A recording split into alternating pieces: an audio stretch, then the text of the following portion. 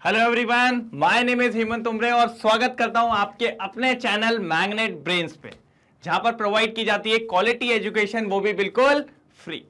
चलिए सर, तो आज क्या लेके आए हैं? आज बहुत मजेदार टॉपिक और चैप्टर बनकर सबसे लास्ट टॉपिक, लास्ट सेगमेंट पे आ गया हूं, जिसमें अपन देखने वाले हैं मोस्ट इंपॉर्टेंट क्वेश्चंस। और सर क्वेश्चंस की बात तो करिए मत, क्योंकि क्वेश्चंस तो अपन ने लपक के करवा दिए हैं। तो इसलिए आज लेके आया हूं कुछ मोस्ट इंपॉर्टेंट क्वेश्चंस। इसमें कई क्वेश्चंस आप कर चुके होंगे, मैंने काफी सारे क्वेश्चंस करवाए, और कुछ नए क्वेश्चंस देखने को मिलेंगे जिसको भी अपन को करना पड़ेगा। तो जैसे मैंने आप लोग को कहा था, हर क्वेश्चन किधर पे होगा? बोर्ड पे, और सिर्फ आपके लिए। तो बस फोकस रखेंगे, पेशेंस रखेंगे, कंसिस्टेंसी रखेंगे और प्रैक्टिस करते चलेंगे, तो कोई भी क्वेश्चन आपको टफ नहीं लगने वाला है। ठीक है, पक्का? कोई दिक्कत की बात तो नहीं है?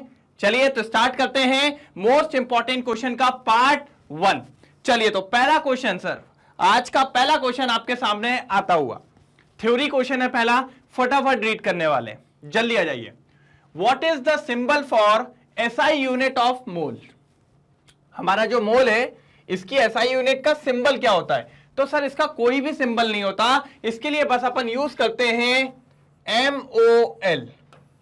क्या लिख देते हैं सर? MOL। मतलब अगर बोला जाए या कोई पूछता है एसआई यूनिट ऑफ मोल, तो भैया क्या होती है? सिर्फ मोल, और वही सिंबल यूज करते हैं अपन MOL। तो कभी भी कोई सिंबल की बात करे, चाहे एसआई यूनिट की बात करे, भैया लिख के दे देना फेंक के MOL, क्या हो जाएगा? मोल। ठीक है, फिर क्या बोला?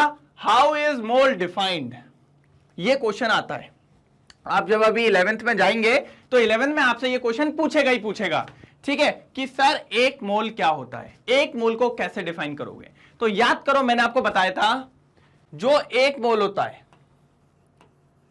वो उतना अमाउंट ऑफ सब्सटेंस होता है, उतना अमाउंट ऑफ सब्सटेंस होता है जितना याद करके सुनना, जितना कार्बन 12 के अंदर नंबर ऑफ पार्टिकल्स जितने होंगे, क्या बोल रहा हूं जरा ध्यान से सुनिए, नंबर ऑफ पार्टिकल्स किसके अंदर बेटा? कार्बन 12 के। 12 ग्राम ऑफ कार्बन के अंदर, 12 ग्राम ऑफ कार्बन के अंदर जितने भी नंबर ऑफ पार्टिकल्स होंगे किसी और एलिमेंट के, उतने पार्टिकल्स को ले आइए और जब एक साथ रख देंगे तो वो निकल के आता है कितना सर? 1 मोल। और 12 ग्राम ऑफ कार्बन के अंदर कितने पार्टिकल्स होते हैं सर? Avogadro's number. कितने होते हैं? Avogadro's number. और वो एवोगैड्रोस नंबर 6.023 इंटू 10 की पावर 23 पार्टिकल्स ऑफ कोई भी एलिमेंट आप ले आइए, पूरा रख दीजिए, वो जितना अमाउंट ऑफ सब्सटेंस होगा उसी को अपन क्या नाम देंगे? 1 मोल। क्या नाम देंगे sir? 1 mole.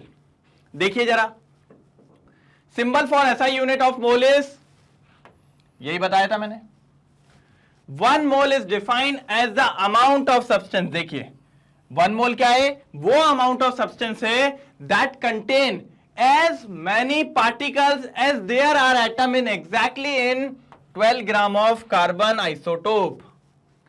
12 gram of carbon में जितने पार्टिकल्स होंगे, उतने ही पार्टिकल्स अगर कहीं पर रखे हुए हैं, तो वो जितना भी अमाउंट ऑफ सब्सटेंस होगा उसी को नाम देते हैं सर अपन 1 मोल। क्या नाम देते हैं? 1 मोल। इतनी बात क्लियर है?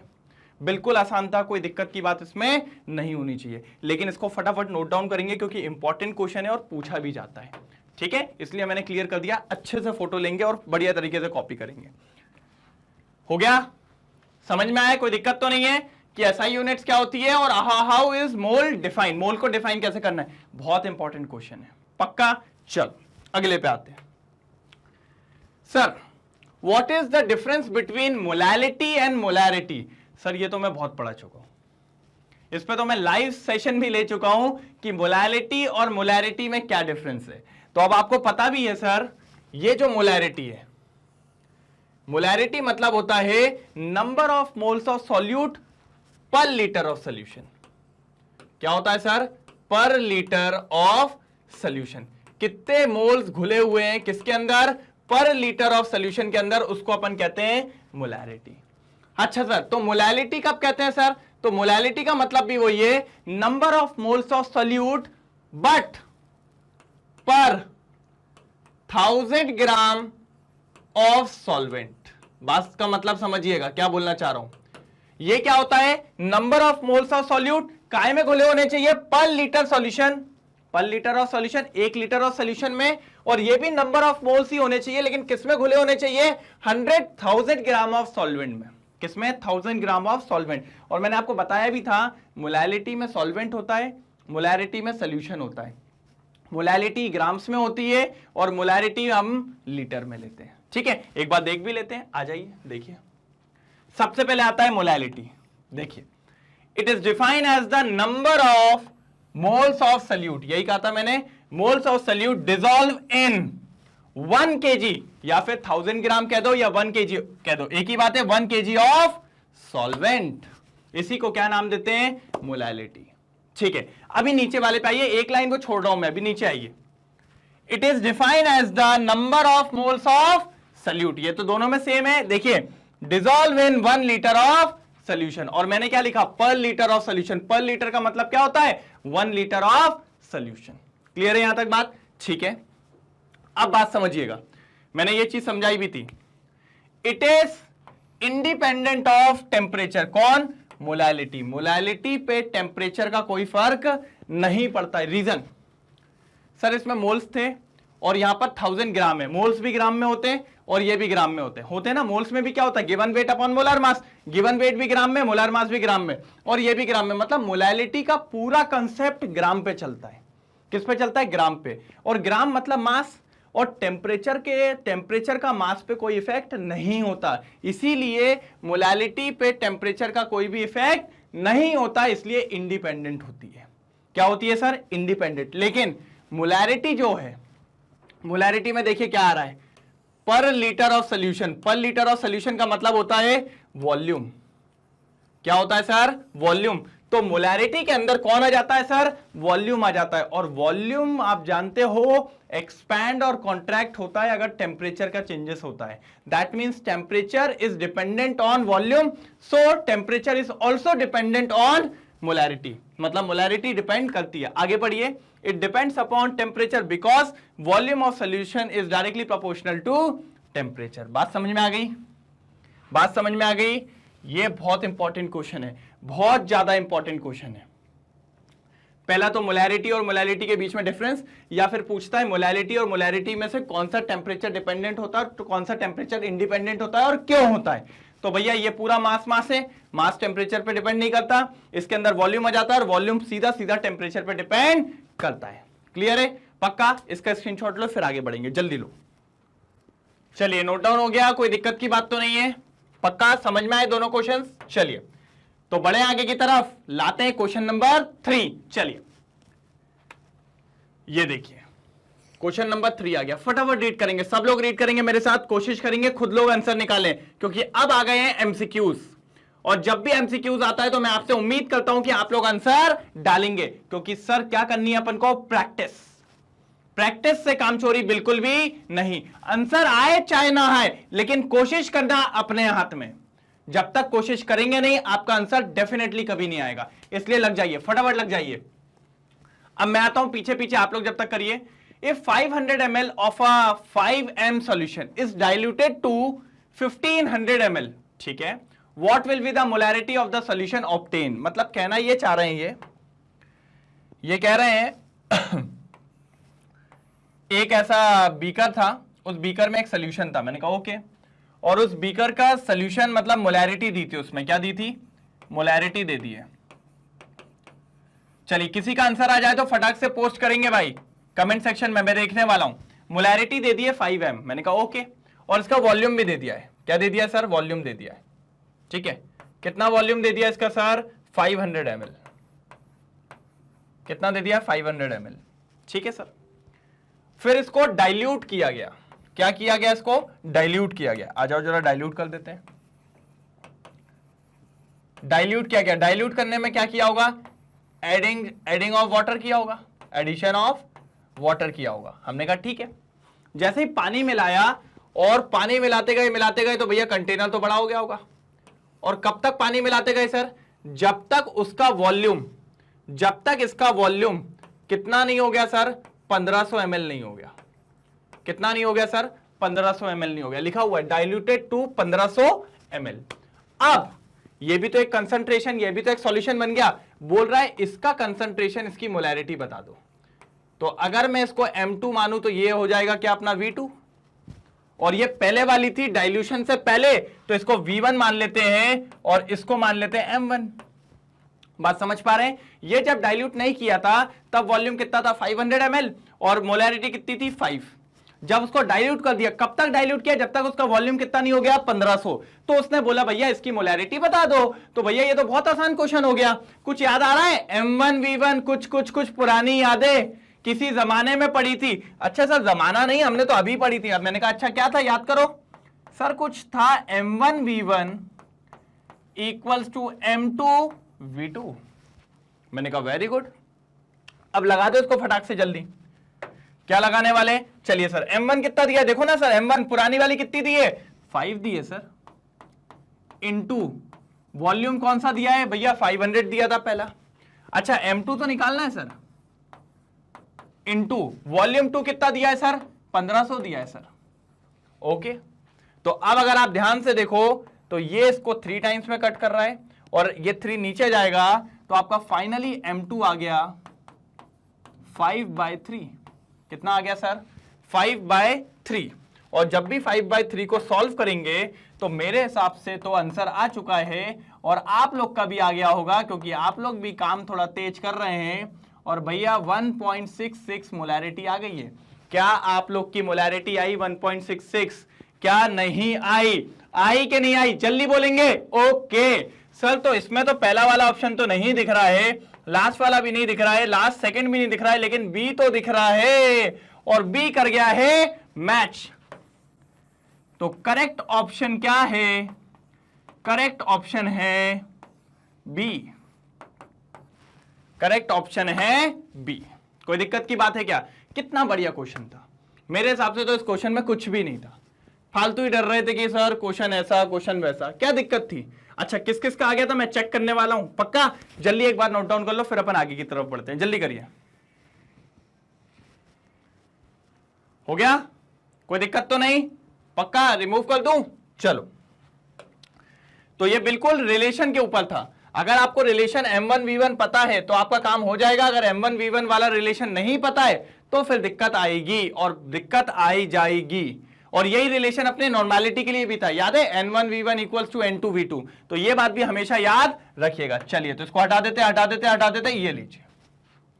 अगले क्वेश्चन की तरफ चलते हैं। करें अगला क्वेश्चन, ये लीजिए आपके सामने अगला क्वेश्चन आपके सामने। जल्दी मुझसे पहले निकालेंगे सर सब लोग, कोशिश पूरी लगाएंगे, जान पूरी झोंक देंगे एकदम। आज तो बस बैठे हुए, केमिस्ट्री को तो पाल लगा ही देना है, केमिस्ट्री से बिल्कुल नहीं डरना है, बहुत आसान को है। जल्दी चलो आप पढ़ते हैं। The empirical formula and the molecular mass of the compound is this and this respectively, what will be the molecular formula of the compound. Sir question की डिमांड यह है कि मॉलिक्यूलर फॉर्मूला बताइए। क्या बताइए? मॉलिक्यूलर फॉर्मूला बताइए। ठीक है, इस केस में इंपेरिकल फॉर्मूला दे दिया है। इस केस में इंपेरिकल फॉर्मूला दे दिया है। कितना दे दिया इंपेरिकल फॉर्मूला? देख लेते जरा इंपेरिकल फॉर्मूला। हाँ सर दे दिया, CH2O दे दिया है। ठीक है, मैंने कहा और क्या दे दिया है? सर मॉलिक्यूलर मास भी दे दिया है। मैंने कहा ओके, अच्छा बाकी लोग सॉल्व करेंगे, जिनको समझ में आ गया क्या करना है। मॉलिक्यूलर मास भी दे दिया है सर, कितना दे दिया है? 180 ग्राम। अब सर कैसे निकालेंगे मॉलिक्यूलर फॉर्मूला बताइए जरा। मैंने कहा भाई बता देंगे, बहुत इजी है, थोड़ा सा आप लोग तो दिमाग लगाइए, मेरे को तो समझ में आ गया कैसे निकालना है। सर देखिए, मॉलिक्यूलर फॉर्मूला निकालने का अपने पास एक फॉर्मूला होता था, मॉलिक्यूलर मास सॉरी पूरा ही हटाते, पीछे से लिखेंगे, थोड़ी जगह ज्यादा चाहिए। मॉलिक्यूलर फॉर्मूला निकालने का एक फॉर्मूला होता था, N इंटू इंपेरिकल फॉर्मूला। होता था कि नहीं होता था? हाँ सर, इसी से निकलता था। अब इंपेरिकल फॉर्मूला तो आपके पास है लेकिन N नहीं है सर, तो N कैसे निकलता था वो और बता दो। तो n निकालने के लिए सर हमने पढ़ा था, हाँ सर याद आया, molecular mass divided by empirical formula mass. क्या होता है? Empirical formula mass. अब एक बात समझिए, क्या मॉलिक्यूलर मास दिया है? हाँ सर मॉलिक्यूलर मास दिया है, 180 दिया है। मैंने कहा ओके। क्या इंपेरिकल फॉर्मूला मास दिया है? नहीं सर वो तो नहीं दिया है। मैंने कहा थोड़ा ध्यान से देखो सर, दिख तो नहीं रहा है लेकिन कुछ कर सकते हैं। मैंने कहा क्या कर सकते हो? सर इंपेरिकल फॉर्मूला दिया, उसी से ही तो मास निकलता है। मैंने कहा वेरी गुड। क्या निकलेगा? CH2O निकालो। कार्बन कितना होता है? 12। हाइड्रोजन कितना होता है? 2 प्लस ऑक्सीजन कितना होता है? 16। प्लस करो जरा, 12 और 2 कितना हो जाएगा? 14। 14 और ये आ गया 30। कितना आ गया सर? 30। कितना बढ़िया आ गया। अब तो मिल गया, रख दो। मॉलिक्यूलर मास कितना है? 180 डिवाइडेड बाय 30 कितना आ रहा है सर? 6 आ गया। n कितना आ गया? 6 आ गया है। बस n आ चुका है अब आपका 6। रखिए फॉर्मूले में, आ जाइए। मॉलिक्यूलर फॉर्मूला MF से डिनोट कर सकते हैं, ठीक है, म्यूचुअल फंड नहीं है, ठीक है। MF मतलब molecular formula, N into empirical formula, ठीक है। ओके, N कितना दिया हुआ है जल्दी बताइए? 6 इंटू इंपेरिकल फॉर्मूला क्या दिया? ये दिया हुआ है पर C1H2O1, यही है। इंटू करिए, 1 6 6 सर, ये तो कितना आसान है। H 2 6 12 सर, ये भी कितना आसान है। 1 6 1 सर, आ गया फॉर्मूला C6H12O6। और अगर आप जानते हो तो ये फॉर्मूला होता है ग्लूकोज का, पढ़ाया है ना। मास भी आपको पता है 180, वो तो जब 180 आया था तभी आप लोग को समझ में जाना चाहिए ये ग्लूकोज की बात कर रहा है। चलिए तो चेक कर लेते हैं, आप लोग का आंसर भी आ गया होगा, मेरे हिसाब से तो आ जाना चाहिए। नहीं आया है तो आप लोग की अब पिटाई होने वाली है। पहला वाला तो नहीं है सर, क्योंकि C6 आ रहा है। ये तो इंपेरिकली उठा के दे दिया उनने, ये भी नहीं है सर, ये नीचे वाला भी नहीं है, 2 आ रहा है सर। ऑप्शन सी देखिए, इस बार मिल गया हमें option C correct answer. Option number C हमें मिल चुका है करेक्ट आंसर। कितना बढ़िया क्वेश्चन था, कोई दिक्कत की बात ही नहीं थी। इस बार उसने अपन से इंपेरिकल फॉर्मूला नहीं निकलवाया, इस बार उसने अपन से निकलवाया molecular formula with the help of empirical formula and molecular mass. कोई दिक्कत यहां तक? पक्का? कंफर्म? मान लू ना आपकी बात? ठीक है, फटाफट नोट डाउन करेंगे। मेरे हिसाब से काफी लोगों का आ गया होगा, मैं चेक करूंगा। और जिनका नहीं आया है एक बार नोट डाउन करिए, देखिए कहां गलती हुई है, फटाफट करिए फिर आगे बढ़ते हैं। चलिए तो नोट डाउन हो गया, कोई दिक्कत की बात तो नहीं है, बढ़े आगे। चलिए तो अब लाते हैं सर क्वेश्चन नंबर 5, और ईमानदारी से कोशिश करिएगा, बहुत इजी क्वेश्चन आने वाला है। ये लीजिए क्वेश्चन नंबर 5। कहोगे सर कितना बड़ा तो दिख रहा है क्वेश्चन, क्वेश्चन देखिए पूरा एक्सपैंड करके इतना बड़ा दे दिया आपने। मैंने कहा भाई क्वेश्चन सिर्फ दिखता ही बेकार है, बाकी कभी कभी ऐसा होता है बहुत हल्के क्वेश्चंस होते हैं, ये बहुत ज्यादा हल्के। देखो जरा, hydrogen gas is prepared in the laboratory by reacting dilute HCl with granulated zinc.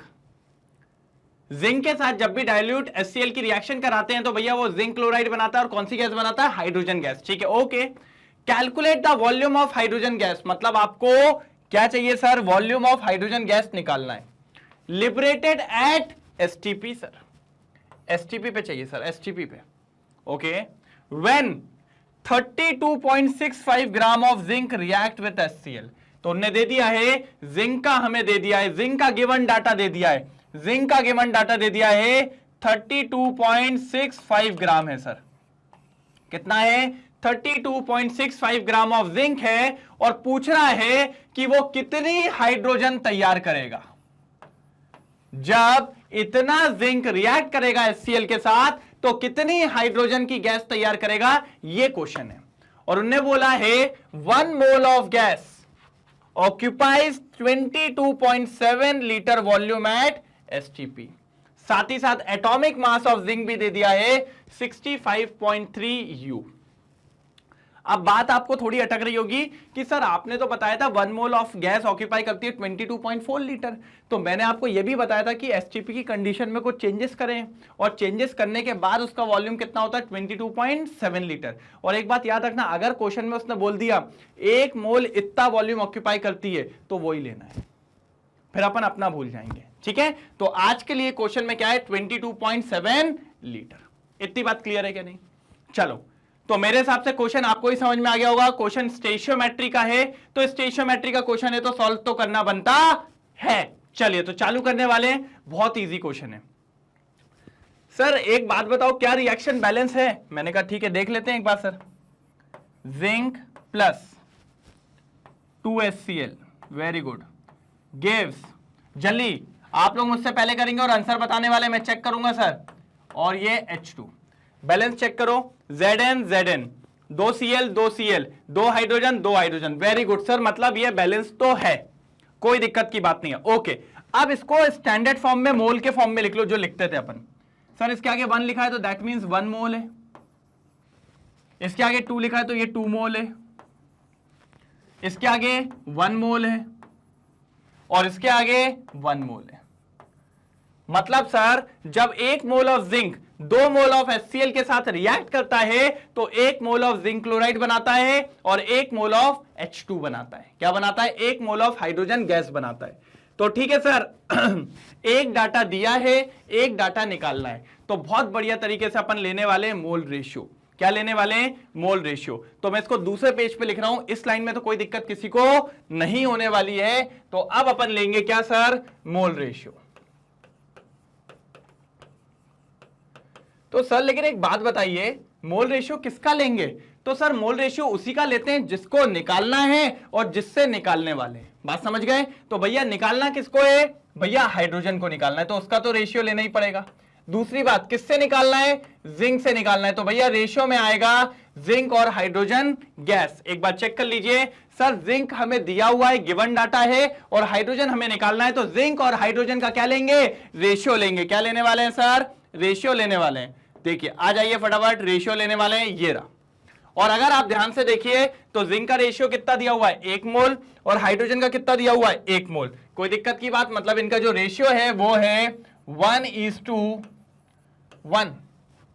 मतलब 1 मोल ऑफ जिंक जब रिएक्ट करता है तो प्रोड्यूस होता है, तो प्रोड्यूस करता है 1 mole of hydrogen gas. 1 mole of hydrogen gas. कोई दिक्कत की बात यहां तक? पक्की बात है कि जब 1 मोल ऑफ जिंक रिएक्ट करता है तो प्रोड्यूस करता है 1 मोल ऑफ हाइड्रोजन गैस। कोई दिक्कत यहां तक? देखो गैस बना रहा है ना? गैस बनती है? हाँ बनती है सर, गैस बनती है। यहां वाली गैस बना रहे हैं अपन, ठीक है? नहीं तो आप लोग अलग दिए जा रहे हो कोई गैस, ठीक है? 1 मोल ऑफ जिंक रिएक्ट करता है तो प्रोड्यूस करता है 1 मोल ऑफ हाइड्रोजन गैस। चलो, अब क्या सर 1 मोल ऑफ जिंक का कोई वजन होता है क्या? मैंने कहा हाँ होता है ना सर, 1 मोल ऑफ जिंक का वजन होता है। क्या वजन होता है 1 मोल ऑफ जिंक का? तो मैंने कहा भैया 1 मोल उसके मोलार मास के बराबर होता है। किसके बराबर होता है? Molar mass. और अगर आप ध्यान से देखिए तो उसका एटॉमिक मास दिया हुआ है 65.3 U। कितना दिया है? 65.3। इतने ग्राम ऑफ जिंक क्या करता है सर? रिएक्ट करता है। मतलब मैंने मोल को एटॉमिक मास में बदल दिया, क्योंकि मैंने पढ़ा है 1 मोल उसके एटॉमिक मास के बराबर होता है, 1 मोल एवोगैड्रो पार्टिकल्स के बराबर होता है। और according to this question 1 mole of gas 22.7 volume के बराबर होती है। किसके बराबर होती है सर? 22.7 लीटर के बराबर। मतलब यहां पर 1 मोल ऑफ गैस प्रोड्यूस हो रही है, दैट मींस वो प्रोड्यूस हो रही है, कितनी प्रोड्यूस हो रही है जल्दी बताओ? 22.7 लीटर ऑफ हाइड्रोजन गैस बन रही है। कितनी बन रही है sir? 22.7 litre of hydrogen gas. तो सर ये कितना बना रहा है? 65.3 ग्राम इतनी गैस बना रहा है। तो मैंने ये कहा 1 ग्राम ऑफ जिंक कितनी बनाएगा? तो कुछ नहीं सर, इसको डिवाइड में ले जाओ। सर ये तरीका तो वही है जो आपने हमें पहले सिखाया है, जिसको अपन कहते थे यूनिटरी मेथड।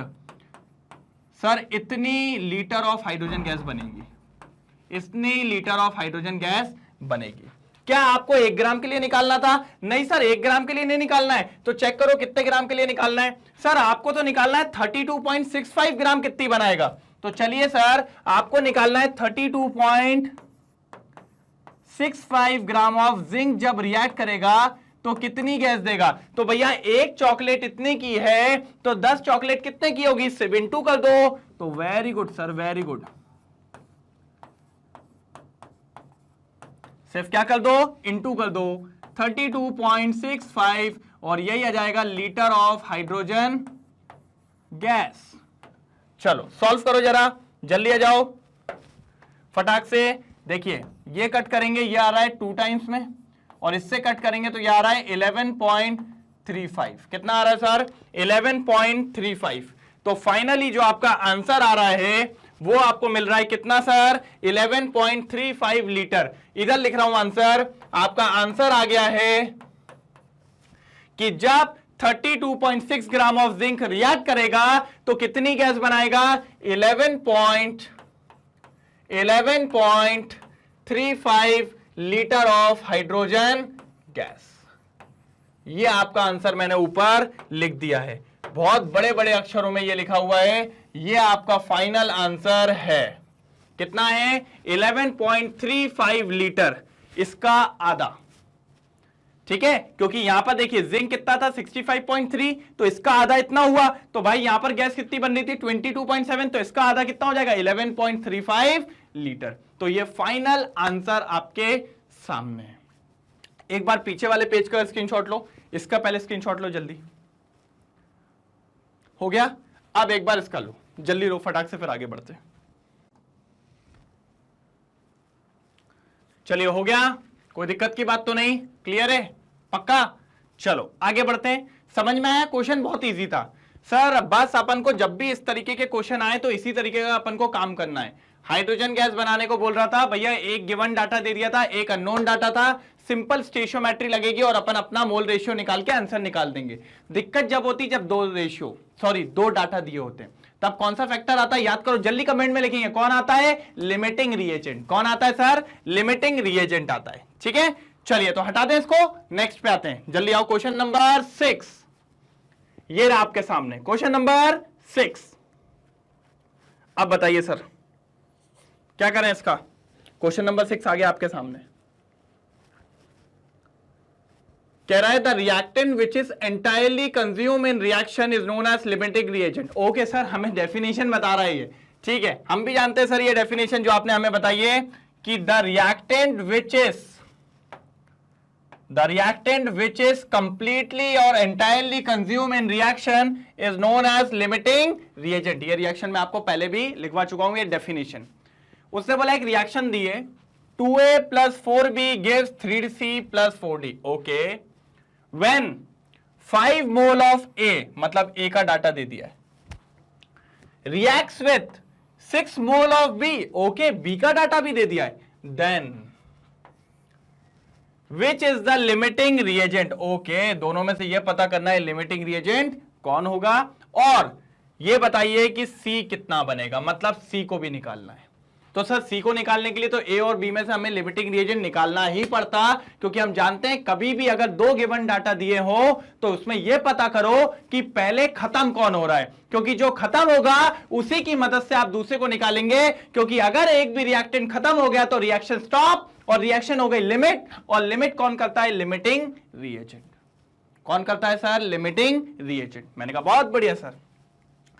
तो चलिए सर अपन अपने वाले तरीके से चालू करते हैं, बहुत बढ़िया तरीका है अपने पास। चलिए आ जाइए सॉल्यूशन, आप लोग भी सॉल्व करेंगे सर। कई सारे क्वेश्चन इस तरीके के सॉल्व करवाए हैं मैंने आपको, मैं चाहता हूं कि सब लोग आंसर दें। मुझे समझ में आना चाहिए, क्योंकि ये लास्ट अपना सेगमेंट चल रहा है जिसको कहते हैं मोस्ट इंपॉर्टेंट क्वेश्चन। इसमें आपके आंसर्स इतने तगड़े आने चाहिए कि लगना चाहिए कि पूरे चैप्टर्स में आपको मेहनत करवाई गई है और आपने बखूबी सारी मेहनत को रंग लाए हैं। पूरी मेहनत जोरदार करी हुई है और आप एक के बाद एक आंसर्स मार रहे हैं। तो उम्मीद करता हूं सब लोग इसका आंसर देंगे। चलिए सॉल्यूशन में सबसे पहले रिएक्शन को उठा लाइए sir. 2A + 4B gives 3C + 4D। ठीक है, अब ये क्या बोल रहा है वो समझ लेते हैं। सर पहले इसको मोल के फॉर्म में लिख लो। मैंने कहा लिख लेते हैं ना सर। इधर आ जाएगा 2 मोल, इधर आ जाएगा 4 मोल, इधर हो जाएगा 3 मोल, और इधर हो जाएगा 4 मोल। होगा कि नहीं? हो जाएगा सर। अब सर ये आ गई स्टैंडर्ड लाइन। ठीक है, अब मुझे बताओ कौन कौन सा गिवन डाटा दिया है? सर A दिया है और B दिया है, मतलब इन दोनों में हमें पता लगाना है कि इन दोनों में हमारा लिमिटिंग रिएजेंट कौन है। तो ले लो इनका मोल रेशियो। क्या करो? इनका मोल रेशियो ले लो, निपटा देते हैं उनको। ओके सर, मोल रेशियो किसका लेना है सर? सर जो दोनों में से अपन को पता करना है ना लिमिटिंग रिएजेंट कौन है, तो A/B लेंगे। ठीक है, इनका क्या दिख रहा है सर? मोल का रेशियो 1 2 दिया है, 1 4 दिया है। अच्छा, इसको और सिंप्लीफाई करें तो आप जानते हो अगर कहीं पर लिखा हुआ है 2:4, तो इसको और सिंप्लीफाई करूंगा तो क्या हो जाएगा? 1:2 हो जाएगा कि नहीं हो जाएगा? तो चाहे मैं ये लिखूं चाहे मैं ये लिखूं, बात एक ही है कि नहीं? तो मैं लिखता हूं 1:2। क्या लिखता हूं? 1:2। अब बात को समझना, इंपॉर्टेंट बात है। मतलब sir 1 mole of A react करता है, 1 मोल ऑफ ए रिएक्ट करता है 2 मोल ऑफ बी से। किससे रिएक्ट करता है सर? 2 मोल ऑफ बी से। मतलब 1 मोल ऑफ ए को रिएक्ट करने के लिए कितने मोल चाहिए बी के? सर 2 मोल चाहिए। कितने मोल चाहिए सर? 2 मोल चाहिए बी के। कितने मोल चाहिए सर? 2 मोल चाहिए बी के। ओके, लेकिन क्या आपको 1 मोल का रिएक्ट करवाना है? नहीं सर, हमें 1 मोल का थोड़ी करवाना है, हमको तो 5 मोल ऑफ ए का रिएक्ट करवाना है। कितने का करवाना है सर? 5 मोल ऑफ ए का। तो 1 मोल ऑफ ए को रिएक्ट करने के लिए 2 मोल ऑफ बी चाहिए होते हैं, तो 5 मोल ऑफ ए को रिएक्ट करने के लिए कितने चाहिए होंगे सर? इंटू 5 कर दो ना। तो 5 मोल ऑफ ए को रिएक्ट करने के लिए कितने चाहिए? रिएक्ट करने के लिए कितने चाहिए sir? 5 into 2 mole of B चाहिए। मैंने कहा वेरी गुड। तो सर जब आप इसको सॉल्व करेंगे तो 5 मोल ऑफ ए को चाहिए होते हैं, कितने चाहिए होते हैं? 5 2 10। मतलब सर 10 मोल ऑफ बी चाहिए। कितना चाहिए सर? 10 मोल ऑफ बी चाहिए। ये लाइन सबसे इंपॉर्टेंट लाइन है आपकी, पढ़िए इस लाइन को। मतलब सर अगर आपका ए 5 मोल है तो बी कितना चाहिए? 10 मोल। ए कितना दिया है सर आपको? हाँ सर, ए तो 5 मोल दिया है, लेकिन बी कितना चाहिए आपको? 10 मोल। क्या आपके पास 10 मोल बी है? सर नहीं है, हमारे पास तो सिर्फ 6 मोल है। कितने मोल है? 6। मतलब 5 मोल ऑफ ए को रिएक्ट करने के लिए 10 मोल चाहिए, लेकिन आपके पास 10 मोल तो है नहीं, आपके पास कितने मोल है? 6 मोल है। मतलब बी जल्दी खत्म हो जाएगा, क्योंकि देखिए ना बी कम दिया है ना, 10 मोल चाहिए। अगर 10 मोल बी होगा तभी ए पूरा कंप्लीटली रिएक्ट होगा, लेकिन आपके पास ए तो भरपूर है 5, लेकिन बी कितना है? 6 है। तो बी जल्दी खत्म हो जाएगा। जब बी जल्दी खत्म हो जाएगा तो B is limiting, B is, अरे क्या जो हो रहा है आज इसको, बी इज लिमिटिंग रिएक्टेंट या फिर लिमिटिंग रिएजेंट। बात खत्म। बी क्या हो गया आपका? लिमिटिंग रिएक्टेंट या फिर लिमिटिंग रिएजेंट। क्यों हुआ? क्योंकि सर बी की क्वांटिटी कम दी थी, वो जल्दी खत्म हो जाएगा, और अगर बी खत्म हो गया तो फिर आपका सी नहीं बन पाएगा। क्या नहीं बन पाएगा? सी। मतलब सी जो है वो इनडायरेक्टली किस पे डिपेंड कर रहा है? बी पे। तो अब हम जो सी निकालेंगे वो किसकी मदद से निकालेंगे? बी की मदद से निकालेंगे। किसकी मदद से निकालेंगे सर? बी की मदद से। तो पहला क्वेश्चन सॉल्व हो गया। पहला क्वेश्चन क्या डिमांड कर रहा था कि sir which is the limiting reagent, तो भैया वो है बी। बी बी तो बी आ चुका है कि B is the limiting reagent. Okay, अब आते हैं क्वेश्चन नंबर 2। सी निकालना है सर। क्या निकालना है? सी। चलिए तो फिर से ले लीजिए मोल रेशियो, फिर से ले लीजिए मोल रेशियो। सर इस बार मोल रेशियो किसका लेंगे? सर लिमिटिंग रिएजेंट का लेंगे। और किसका लेंगे? जिसको निकालना है, मतलब किसका लेंगे? सी का लेंगे। ओके, तो अगर आप देखो तो बी और सी का रेशियो कितना दिया है? बी 4 दिया है, सी कितना दिया है? 3 दिया है, तो रेशियो हो जाएगा 4:3। क्या रेशियो है सर? 4:3। और अगर रेशियो 4:3 है, that means 4 mole of B react करते हैं तो बनाते हैं 3 मोल ऑफ सी। पक्की बात है क्या नहीं? पक्की बात है क्या नहीं? कितने मोल ऑफ सी बनाते हैं? 3 मोल ऑफ सी बनाते हैं। अगर sir 1 mole of B react करे, कितना रिएक्ट करे? 1 मोल ऑफ बी रिएक्ट करे, यूनिटरी मेथड आ रहा है, तो हाँ सर कोई दिक्कत की बात थोड़ी है। 1 मोल रिएक्ट करेगा तो 3 को नीचे 4 ले जाइए, तो बनेगा 3/4 मोल ऑफ सी।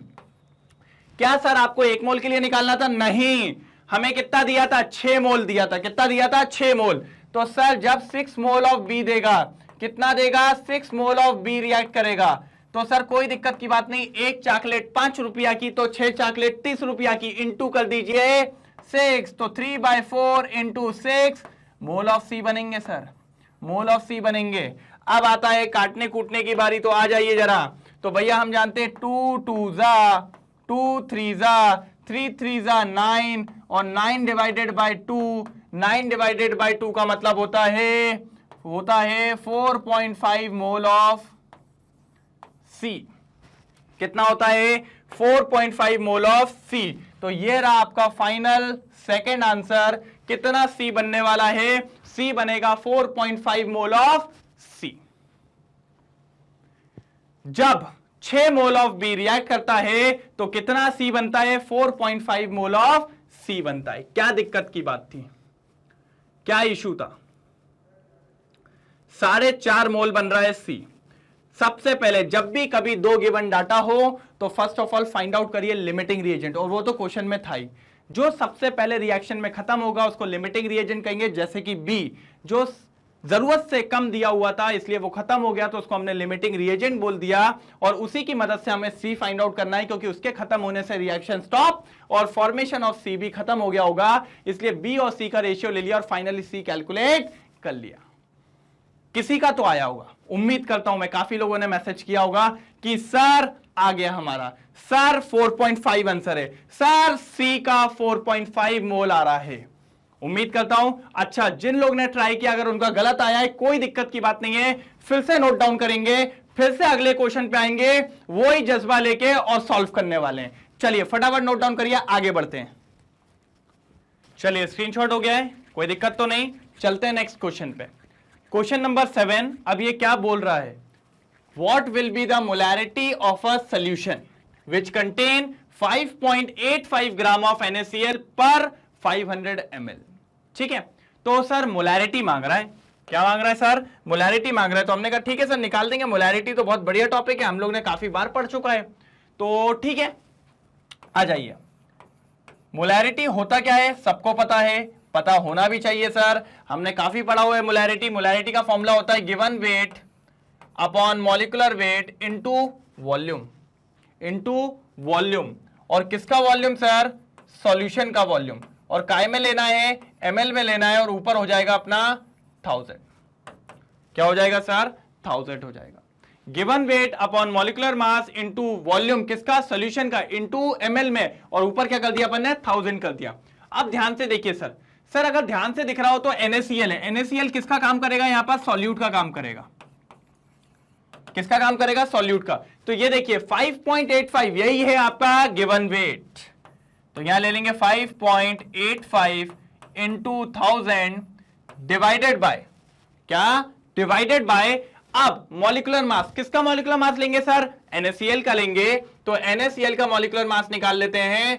Na का मॉलिक्यूलर मास होता है 23 प्लस 35.5, जब उसको सॉल्व करेंगे तो 5 प्लस 3 8 होता है और 3 2 5 होता है, तो क्या हो जाएगा 58.5। तो मॉलिक्यूलर मास मिल गया सर 58.5, और वॉल्यूम कितना दे दिया सर, 500 दे दिया है। कितना वॉल्यूम दे दिया सर, 500 वॉल्यूम दे दिया सर, कितनी बढ़िया बात हो गई। चलिए तो सर कैंसिल करिए, ये आएगा 2 पक्की बात, और इसको नीचे काटेंगे तो ये आएगा 10। तो अब ध्यान से देखिए तो कितना हो गया 2/10 which is equal to 0.2 molar. किस किस का आया मेरे साथ, जल्दी बताएंगे किस किस का आंसर आया था 0.2 मोलार। चेक करते हैं सर 4 मोलार बोल रहा है, ये तो 4 मोल्स पर लीटर, ये तो नहीं है, 20 भी नहीं है सर। ऑप्शन नंबर सी देखिए। अच्छा कुछ लोग घबराएंगे नहीं भैया, मोलार को ही दूसरी यूनिट होती है मोल्स पर लीटर। कौन सी यूनिट होती है, मोल्स पर लीटर। तो याद रखिएगा option number C correct, option number C correct. कितना इजी क्वेश्चन था, बिल्कुल बच्चों वाला क्वेश्चन था, कोई प्रॉब्लम ही नहीं थी। आजकल ये सारे क्वेश्चन, और ये क्वेश्चन पता है बच्चों को टफ लगते हैं, लेकिन आपके लिए हो गए लल्लू से क्वेश्चन। कैसे, क्यों, क्योंकि अपन ने करी है बहुत सारी प्रैक्टिस। चलिए आगे बढ़ेंगे, फटाफट नोट डाउन करेंगे, नेक्स्ट क्वेश्चन पे आते हैं। जल्दी स्क्रीनशॉट ले लीजिए, बहुत तेजी में हो गया, बढ़े चलो बढ़ते हैं सर, बढ़ते हैं, आ जाइए। क्वेश्चन नंबर 8, मुझसे पहले क्वेश्चन करेंगे सब लोग, अगर नहीं हुआ ना मार पड़ने वाली है। चलिए, the number of significant figures for the 3 numbers 161। चलिए लिख लीजिए क्या क्या नंबर्स हैं। पहले तो 161 के बताना है और 0.161 का बताना है और 0.0161 का बताना है। तीनों के बताना है कि सिग्निफिकेंट फिगर्स कितने होंगे। हमने कहा ठीक है सर बता देंगे, कोई दिक्कत की बात थोड़ी है। अब अगर आप ध्यान से देखें, ध्यान से देखिएगा बिल्कुल, 161, 0.161 और 0.0161 ये 3 आ गया। इसमें आपको बताना है सिग्निफिकेंट नंबर्स कितने होंगे। तो सर कुछ लॉ थे, कुछ लॉ के तहत हम लोग बात करते थे कि सिग्निफिकेंट फिगर्स कितने होंगे। अगर आप लोग ने टॉपिक वाइज लेक्चर्स देखे हैं तो उसमें बकायदा मैंने सिग्निफिकेंट फिगर्स पूरा पढ़ा है, पूरा बढ़िया तरीके से खत्म किया है, कोई दिक्कत नहीं आएगी। अब आप ध्यान से देखिए सर, पहले वाले में हमने पढ़ा था, पहला लॉ था कि जितने भी नॉन जीरो डिजिट्स होते हैं वो सब सिग्निफिकेंट होते हैं। तो यहां पर नॉन जीरो डिजिट मतलब 1 से 9 तक, तो 1 2 3, तो पहले वाले में कितने सिग्निफिकेंट फिगर्स हैं सर? 3। क्लियर है?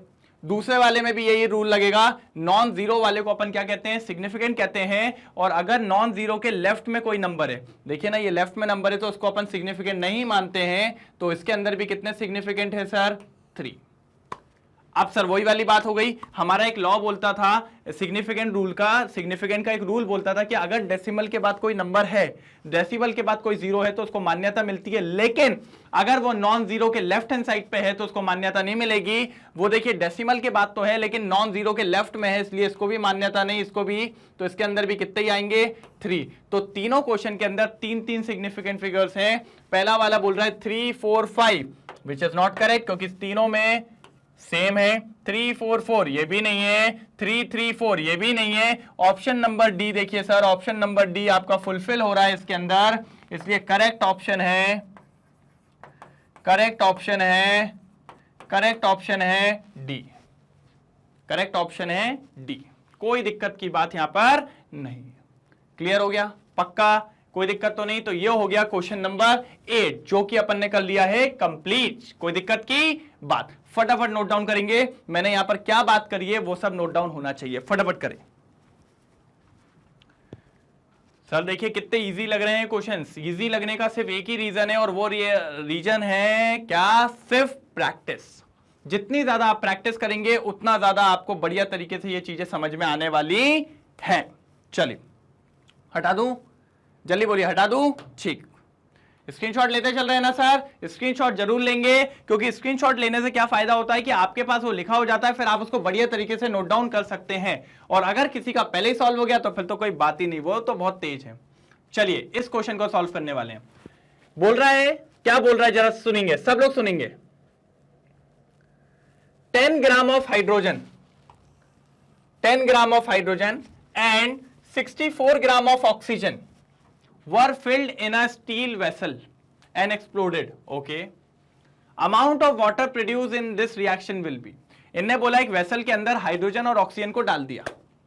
कितना हाइड्रोजन डाला? 10 ग्राम। कितना ऑक्सीजन डाला? 64 ग्राम। और उसने बोला कितना वाटर बन के आएगा रिएक्शन में, ये बताइए। कितना वाटर बन के आएगा रिएक्शन में, ये बताइए। तो हमने कहा ठीक है, तो हमने कहा रिएक्शन क्या हुई होगी? रिएक्शन कितनी बढ़िया हुई होगी sir? Sir hydrogen plus oxygen क्या बनाता है? वाटर। यही रिएक्शन हुई होगी। अब लेकिन रिएक्शन को बैलेंस करना पड़ेगा।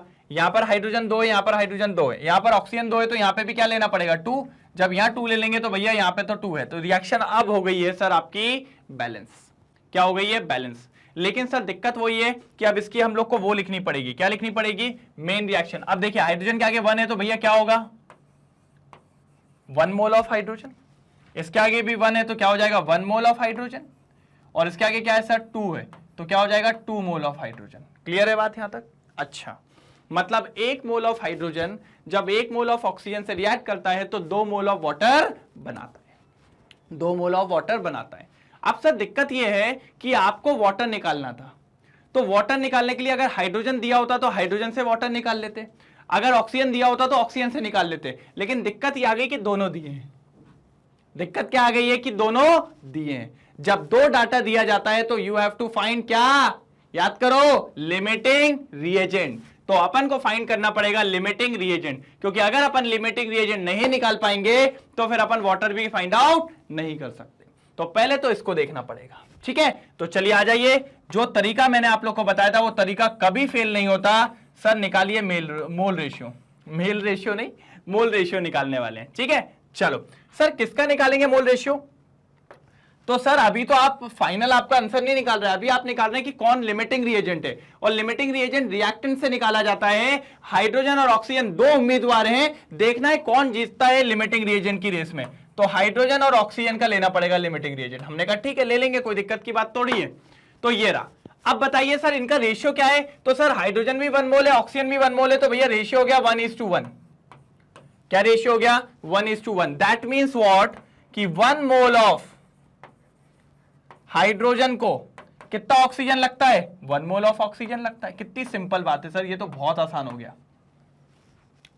1 मोल ऑफ हाइड्रोजन को कितना ऑक्सीजन लगता है सर? 1 मोल ऑफ ऑक्सीजन लगता है, ठीक है सर। तो 1 मोल ऑफ हाइड्रोजन का मास तो होता होगा कुछ? हाँ सर, 1 मोल का मतलब हमारा होता है ग्राम मॉलिक्यूलर मास, और हाइड्रोजन का मास, हाइड्रोजन H2 होता है, एक हाइड्रोजन का 1 होता है, तो 2 का कितना हो जाएगा? 2। दैट मीन्स इसको मैं लिख सकता हूं 2 ग्राम ऑफ हाइड्रोजन। क्या लिख सकता हूं सर? 2 gram of hydrogen. ऐसे इस 1 मोल ऑफ ऑक्सीजन को भी ग्राम मॉलिक्यूलर मास में बदल सकता हूं? जी सर बिल्कुल। ऑक्सीजन का मास होता है 16, 16 2 32, that means 32 gram of oxygen. अब इस पॉइंट को समझना सर, 2 ग्राम ऑफ हाइड्रोजन को 32 ग्राम ऑफ ऑक्सीजन रिक्वायर्ड होता है।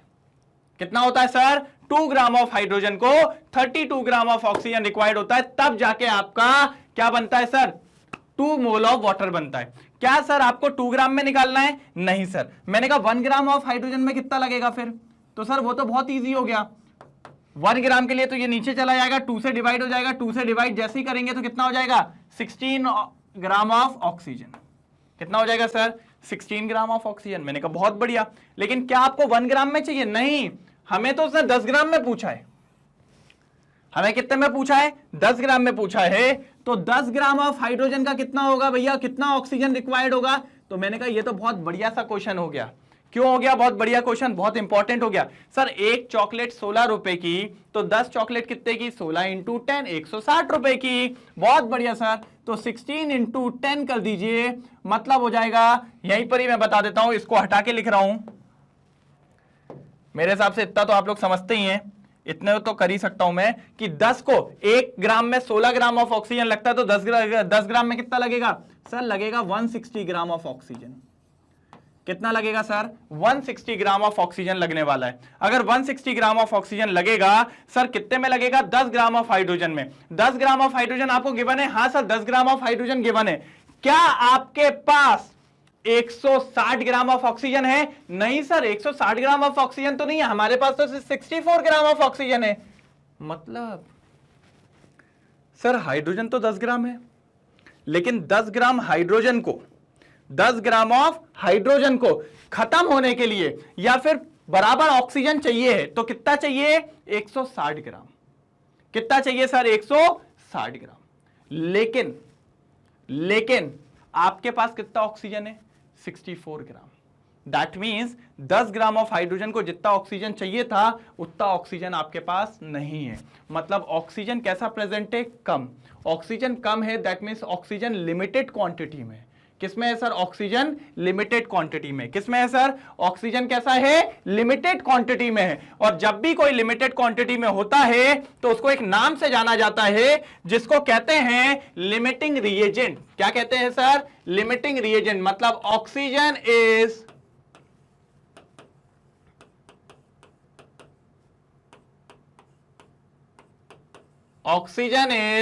Limiting reagent. Oxygen is limiting reagent. क्यों ऑक्सीजन लिमिटिंग रिएजेंट है? क्योंकि ऑक्सीजन होना चाहिए था 160 ग्राम, लेकिन ऑक्सीजन निकला कितना? 64 ग्राम।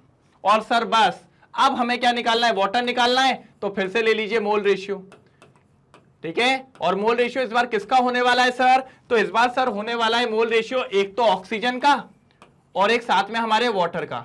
तो सर ऑक्सीजन को क्यों लिया है? क्योंकि सर लिमिटिंग रिएजेंट से ही हम आंसर निकालने की कोशिश करते हैं। चलो आगे बढ़ जाओ।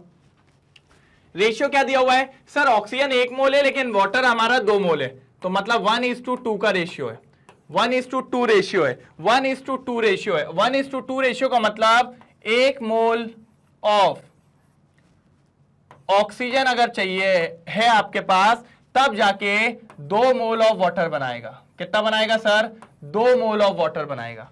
कितना बनाएगा सर, 2 मोल ऑफ वाटर बनाएगा। अच्छा, 1 मोल ऑफ ऑक्सीजन का कुछ मास होता है क्या? हाँ सर होता है ना, 1 मोल ऑफ ऑक्सीजन का मास, उसका ग्राम मॉलिक्यूलर मास, और 1 ऑक्सीजन का मास होता है 16 ग्राम, तो 2 ऑक्सीजन का हो जाएगा 32 ग्राम। मतलब 32 ग्राम ऑफ ऑक्सीजन मिलके बनाते हैं 2 मोल ऑफ वाटर। और सर 2 मोल ऑफ वाटर को ग्राम में बता सकते हो? हाँ बता सकते हैं ना सर। 1 मोल ऑफ वाटर का मतलब उसका ग्राम मॉलिक्यूलर मास जो कि होता है 18 ग्राम, तो 18 2 36, तो ये हो जाएगा 36 ग्राम ऑफ वाटर। मतलब 32 ग्राम ऑफ ऑक्सीजन कितना बनाता है, 36 ग्राम of oxygen, 36 gram of water बनाता है। तो फिर वो यूनिटरी मेथड की 1 ग्राम ऑफ ऑक्सीजन कितना बनाएगा, तो 1 ग्राम ऑफ ऑक्सीजन जब निकालोगे तो वो हो जाएगा 36 divided by 32 gram of water बनाएगा। और क्या आपको 1 ग्राम के लिए चाहिए? नहीं सर, हमको तो 64 ग्राम में पता करना है कि 64 ग्राम ऑफ ऑक्सीजन कितना बनाएगा। तो सर कर दीजिए 64 gram of oxygen equals to 36 divided by 32 into 64 gram of oxygen, sorry 64 gram of water आएगा बेटा वहां, क्योंकि वाटर है वहां। कौन आने वाला है? वाटर आने वाला है। तो मैं थोड़ा नीचे लिख देता हूं, है ना। अरे ये भी पेन भी नहीं मान रहा है हमारी बात। 64 ग्राम ऑफ वाटर लिख देते हैं, ये लीजिए, ठीक है। अब देखो कैंसिल करो, 32 2 64 और 36 2 कितना हो जाएगा? 36 2 बताइए, 36 2 बताइए, 36 2 लीजिए, 36 2 36 2 होता है 72 ग्राम ऑफ वाटर। क्या आ रहा है सर?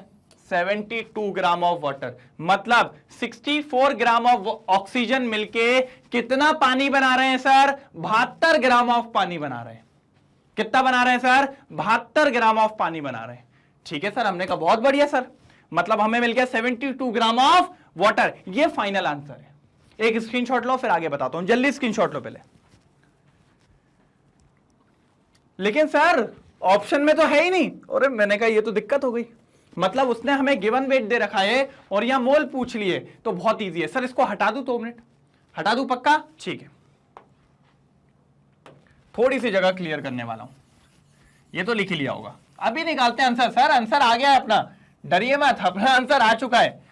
ऐसा मत सोचो कि सर अब क्या होने वाला है, हमारा तो आंसर गलत हो गया, हमारा तो ये गलत हो गया, हमारा तो वो गलत हो गया। नहीं, कुछ गलत नहीं हुआ है, कुछ भी दिक्कत नहीं आई है।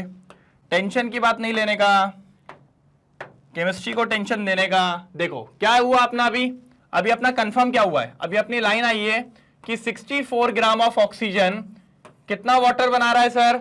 72 ग्राम ऑफ वाटर बना रहा है। क्या बना रहा है सर? 72 ग्राम ऑफ वाटर बना रहा है। और यही मेरा फाइनल आंसर है, यही मेरा फाइनल आंसर है। सर अभी भी आप यही बोल रहे हो कि यही फाइनल आंसर है? मैंने कहा हाँ यही मेरा आंसर है। अब बस इसको मेरे को एक सिंपल चीज में कन्वर्ट करना है। सर उसको ग्राम में नहीं देना, उसको मोल्स में देना है। किस में देना है? मोल्स में। तो मुझे निकालना है मोल्स ऑफ वाटर, मुझे निकालना है मोल्स ऑफ वाटर। चलिए सर, तो कितने मोल का वाटर, सॉरी कितना गिवन मास का आपको मोल निकालना है? सर तो मेरे को यह पता लगाना है कि इसमें कितने मोल होंगे। तो ये मेरा क्या हो गया? गिवन वेट हो गया। तो 72 ग्राम मेरा गिवन वेट हो गया। अपॉन मॉलिक्यूलर मास कितना होता है वाटर का सर? बहुत इजी है, वो तो 18 होता है। तो 18 से कट करेंगे, कितना आ गया सर? 4 मोल आ गया। तो ये लीजिए सर आपका फाइनल आंसर। अब मैच कर लीजिए, क्या मैच कर रहा है सर? 2 1 4, हाँ मिल गया सर, ऑप्शन नंबर बी। अब तो मिल गया ऑप्शन। तो भैया आंसर है ऑप्शन बी, आंसर है ऑप्शन बी। कितना आसान क्वेश्चन था सर, देख रहे हैं सर। स्टेशियोमेट्री और लिमिटिंग रिएजेंट पर सबसे ज्यादा क्वेश्चन पूछे जाते हैं।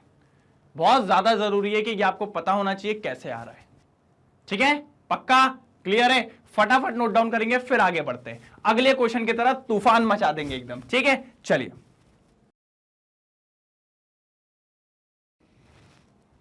चलिए नोट डाउन कर लिया, कोई दिक्कत की बात तो नहीं है? बढ़े आगे पक्का? चलिए तो इसको रिमूव करते हैं और अगले वाले पे आते हैं जल्दी से। ये लीजिए क्वेश्चन नंबर नेक्स्ट। चलिए, an organic compound containing carbon, hydrogen, nitrogen gives the following analysis. ठीक है, कुछ दे दिया उसने अपन को, फॉलोइंग एनालिसिस पकड़ा दिया। ठीक है, कार्बन दे दिया sir 40%, very good sir. Hydrogen दे दिया 13.33%, वेरी गुड सर। नाइट्रोजन दे दिया सर 46.67%, ओके। इंपेरिकल फॉर्मूला पूछ लिया सर, इंपेरिकल फॉर्मूला पूछ लिया है, और अगर आप मानोगे इंपेरिकल फॉर्मूला तो आपसे बनना चाहिए। इंपेरिकल फॉर्मूला बहुत ज्यादा आसान है, कोई दिक्कत की बात नहीं है। बढ़िया है, आगे पक्का। ठीक है, चालू करें तो सर डब्बा बनाना पड़ेगा। अब आई डब्बे की बारी, क्योंकि डब्बा नहीं बनेगा तो आप इसको सॉल्व नहीं कर सकते। अच्छा सर, कौन से डब्बे की बात कर रहे हो? मैंने कहा है एक डब्बा, पढ़ाया तो था, भूल गए क्या? ये देखो आ गया डब्बा। बिना इस डब्बे के क्वेश्चन सॉल्व हो सकता है क्या? नहीं हो सकता। कहोगे सर आपको तो बना बनाया मिल जाता है, हमें ही दिक्कत होती है। मैंने कहा थोड़ा फायदा तो है ना। चलिए, तो कार्बन मिल गया। कितने, कौन कौन से एलिमेंट? मुझसे पहले सॉल्व करेंगे, आंसर चाहिए मुझे कमेंट में, जल्दी दौड़ लगाइए। एलिमेंट कौन कौन से? कार्बन है, हाइड्रोजन है, और आखिरी में नाइट्रोजन भी है। क्या परसेंटेज दिया? 40%, ओके 40। और क्या दिया है? 13.33, वेरी गुड सर। और क्या क्या दिया हुआ है? नाइट्रोजन दिया है सर 46.67, मैंने कहा ठीक है, थैंक यू। कार्बन का मास क्या होता है सर? 12, ओके। हाइड्रोजन का मास सर 1 एटॉमिक मास, नाइट्रोजन 14। अब क्या निकालना है सर? मोल। तो ठीक है, मोल क्या होता है? Given weight upon atomic mass. Sir given weight का है सर, यही है, याद करो। परसेंटेज को ही लेते हैं गिवन वेट की जगह, तो क्या हो जाएगा? 40 डिवाइडेड बाय 12। नीचे क्या हो जाएगा? 13.33 डिवाइडेड बाय 1, और ये हो जाएगा 46.67 डिवाइडेड बाय 14। जब आप इनको सॉल्व करेंगे, आया किसी का सॉल्व? हुआ किसी का? ये जब आप सॉल्व करेंगे तो ये आ रहा होगा 3.33। करके देखिए, 12 3 36 होता है, 12 3 36 होता है। फिर बचेगा 4 बच रहा है, जो 12 का 1/3 है, और 1/3 को 0.33 से बताते हैं, इसीलिए वहां पर आ गया 3.33। अच्छा, ये कितना होगा? ये तो आप सबको पता है सर, 13.33 होने वाला है, 13.33 होने वाला है। जल्दी इसको बताएंगे सॉल्व करके क्या होने वाला है, जल्दी बताएंगे, जल्दी। मेरे को अब भी चाहिए आप लोग से ये कितना होगा, जल्दी बताओ। मैं नहीं करूंगा सर, आप लोग ही बताएंगे। आप लोग कैलकुलेशन में थोड़ा पीछे हट रहे हैं। जब आप इसको भी करेंगे सर, ये भी मिलने वाला है आपको 3.33। मान लीजिए आपको कितना मिलने वाला है? 3.33। अच्छा, ये नहीं बोलना कि सर ने बोला मान लीजिए, मान लीजिए नहीं, मिलेगा ही 3.33। 14 3 42 होता है। फिर बच रहा है समथिंग 4.67, इसीलिए भैया वो 3 गुना हो रहा है, तो फिर 1/3 हो रहा है, तो 0.33 आएगा। आप एक बार सॉल्व करिए, आपको मिल जाएगा। फिर आता है सर, देखिए, रेशियो ऑफ मोल। किसका रेशियो लेना है? मोल का। मोल रेशियो लेने वाले हैं सर, मोल रेशियो। ठीक है सर, तो पहले सबके मोल्स लिख दो। 3.33 आया था, 13.33 आया था, और नीचे वाले का भी 3.33 आया था। आया क्या नहीं? सबके मोल्स कितने आ गए? 3.33, 13.33 और 3.33।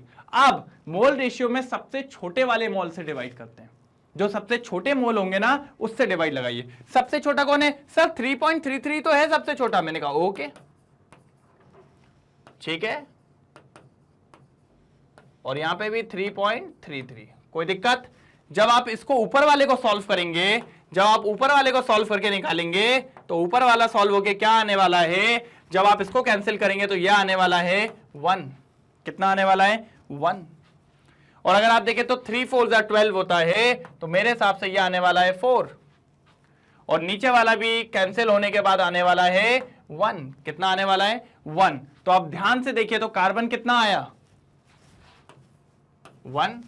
कार्बन का रेशियो, सॉरी पहले रेशियो लिखेंगे, कार्बन का रेशियो, हाइड्रोजन का रेशियो और नाइट्रोजन का रेशियो क्या मिल रहा है जरा देखिए।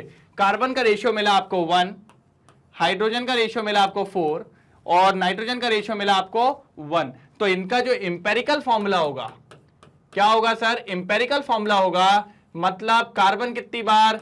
1 बार, हाइड्रोजन कितनी बार? 4 बार, और नाइट्रोजन कितनी बार? 1 बार।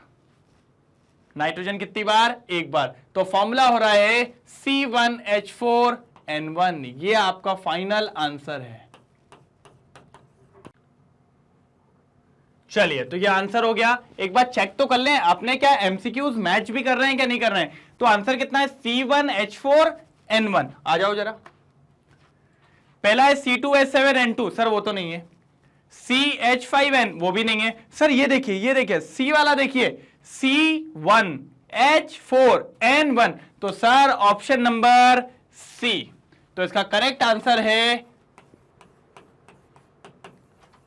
Option C. बस खत्म। कितना इजी था सर, कहां उलझते हो इसमें। सबसे आसान तो यही होता है, सबसे आसान इंपेरिकल फॉर्मूला ही होता है। और इंपेरिकल फॉर्मूले में दिक्कत की कोई बात नहीं है।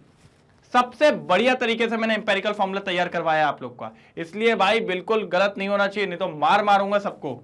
ठीक है, कोई प्रॉब्लम तो नहीं है, पक्का, कोई दिक्कत। चलिए आगे बढ़े, कंफर्म बढ़े, पक्का ना। चलिए कर दो इसको रिमूव, स्क्रीनशॉट तो ले लो इसका, जल्दी लो। हो गया, ठीक। चलिए तो अगले क्वेश्चन की तरफ चलते हैं। बहुत बढ़िया क्वेश्चन आ गया सर। ये क्या पूछ रहा है, लिक्विड बेंजीन। ठीक है, लिक्विड बेंजीन। सर इधर पे थोड़ा सा करेक्शन है। लिक्विड बेंजीन जो होती है वो होती है C6H6। क्या फॉर्मूला होता है, C6H6 burns in oxygen according to the equation. देखिए ये बेंजीन का फॉर्मूला होता है C6H6। किसके साथ रिएक्शन कर रहा है, ऑक्सीजन के साथ।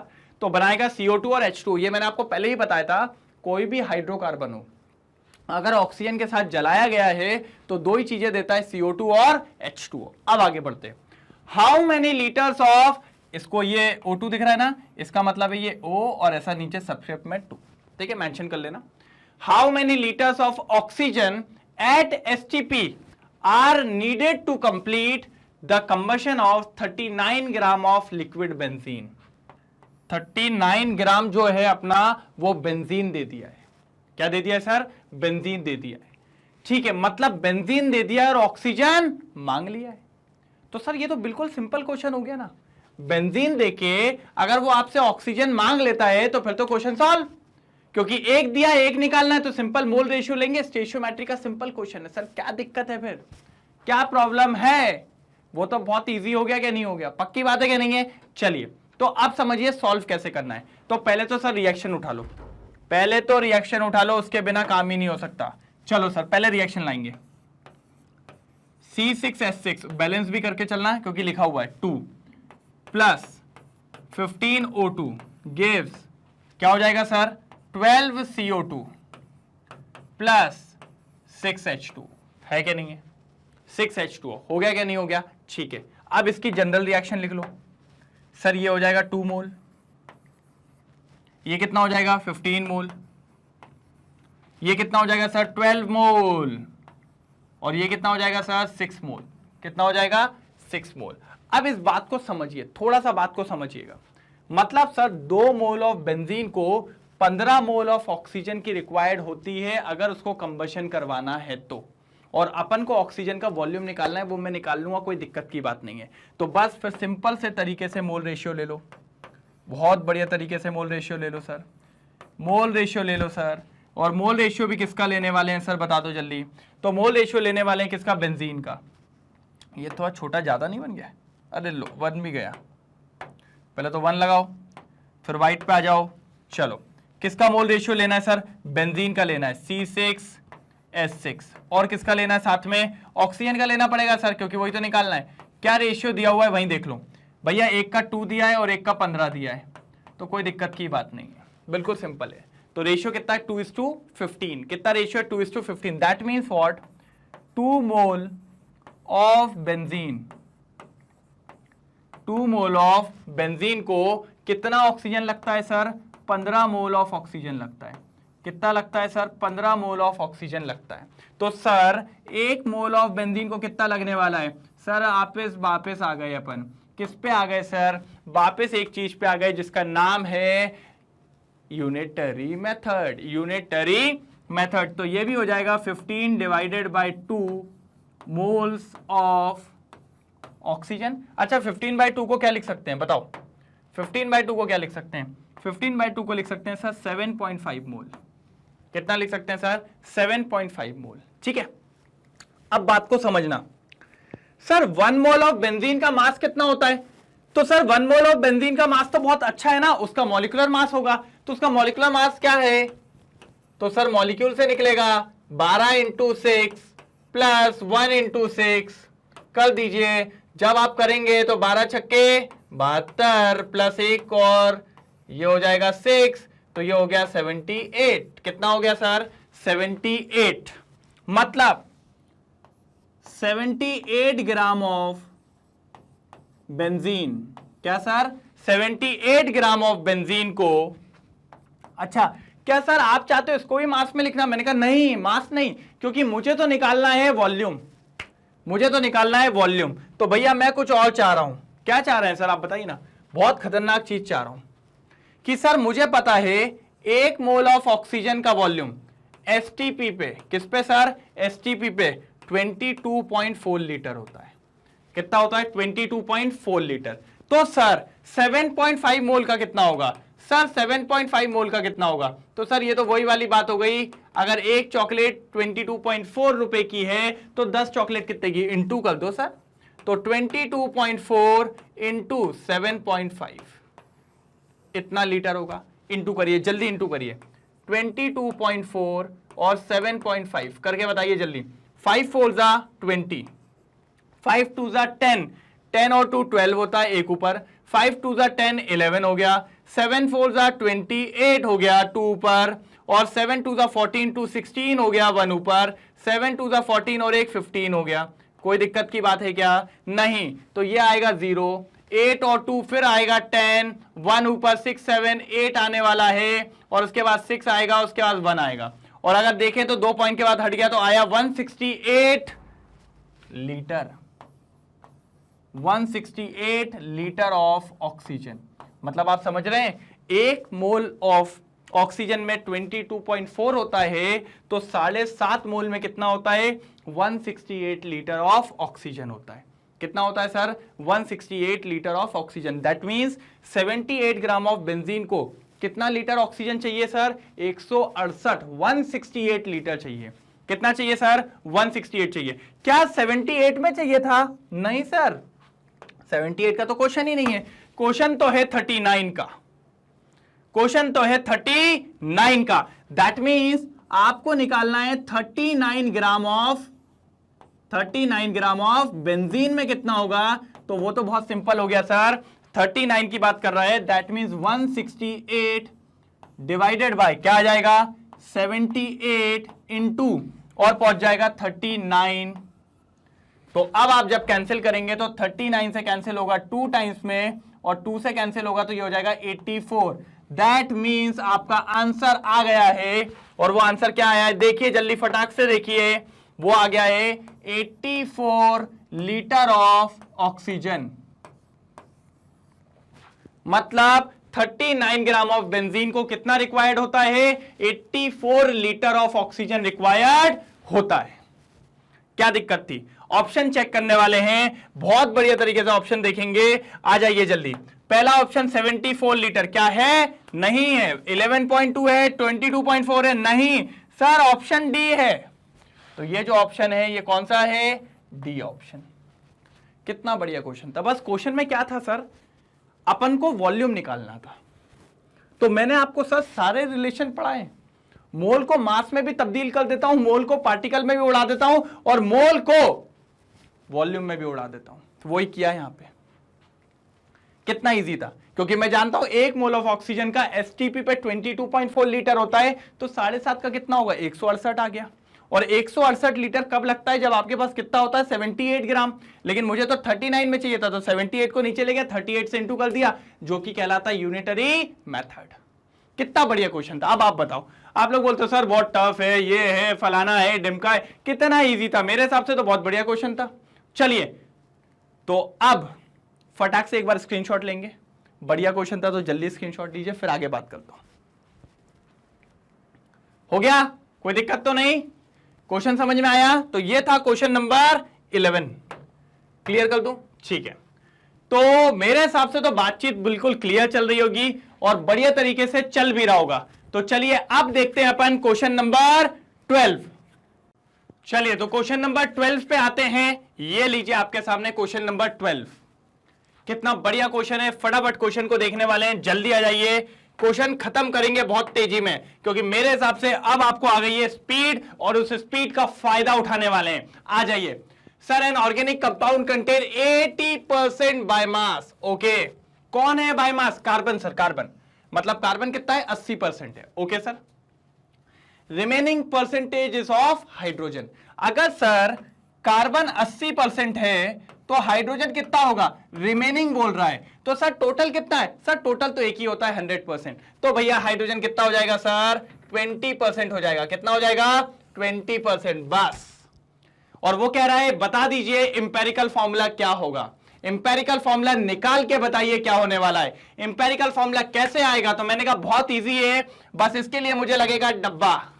क्या लगेगा? डब्बा। मतलब वो पूरा तैयार करना पड़ेगा, जो कि आपके पास नहीं है, लेकिन मेरे पास तो बना बनाया रखा हुआ है। ये देखिए, तो आपको बनाना पड़ेगा, थोड़ी सी मेहनत ज्यादा करनी पड़ेगी, लेकिन मेरे को यकीन है मुझसे जल्दी निकाल लोगे आंसर। फटाफट आंसर लेके आना है कि कौन सा आंसर सही होगा इन चारों में, CH4, CH, CH2 या CH3। चलिए तो फटाफट आ जाइए, जल्दी आते हैं। देखिए कौन कौन से एलिमेंट है सर? कार्बन और हाइड्रोजन है। मैंने कहा ओके। क्या परसेंटेज है सर? सर अभी आपने बताया था 80% है कार्बन और 20% है हमारा हाइड्रोजन। मैंने कहा वेरी गुड। अब मास की बात करते हैं। कार्बन का मास कितना है सर? 12 ग्राम। और हाइड्रोजन का मास कितना है? 1 मोल्स। निकालिए सर। 80/12 और इधर क्या हो जाएगा? 20/1 होगा क्या? नहीं होगा। चलिए सर इसको सॉल्व करके बताइए। 80/12 कितना होता है? जल्दी लगाइए दिमाग। 20/1 तो बहुत इजी है सर, 20 होगा। ये तो मेरे को भी आता है। मैंने कहा ठीक है, मेरे को भी आता है, कोई दिक्कत की बात नहीं है। 80/12 कितना होगा? तो सर ये तो बहुत अच्छा लग रहा है। 12 सिक्सा कितना होता है? 12 सिक्सा कितना होता है? देखो ना, 12 5 60 होता है, 12 6 72 होता है। तो सर जब आप इसको सॉल्व करोगे तो ये आएगा 6.66। मैंने कहा very good sir, very good. अब लेना है मोल का रेशियो।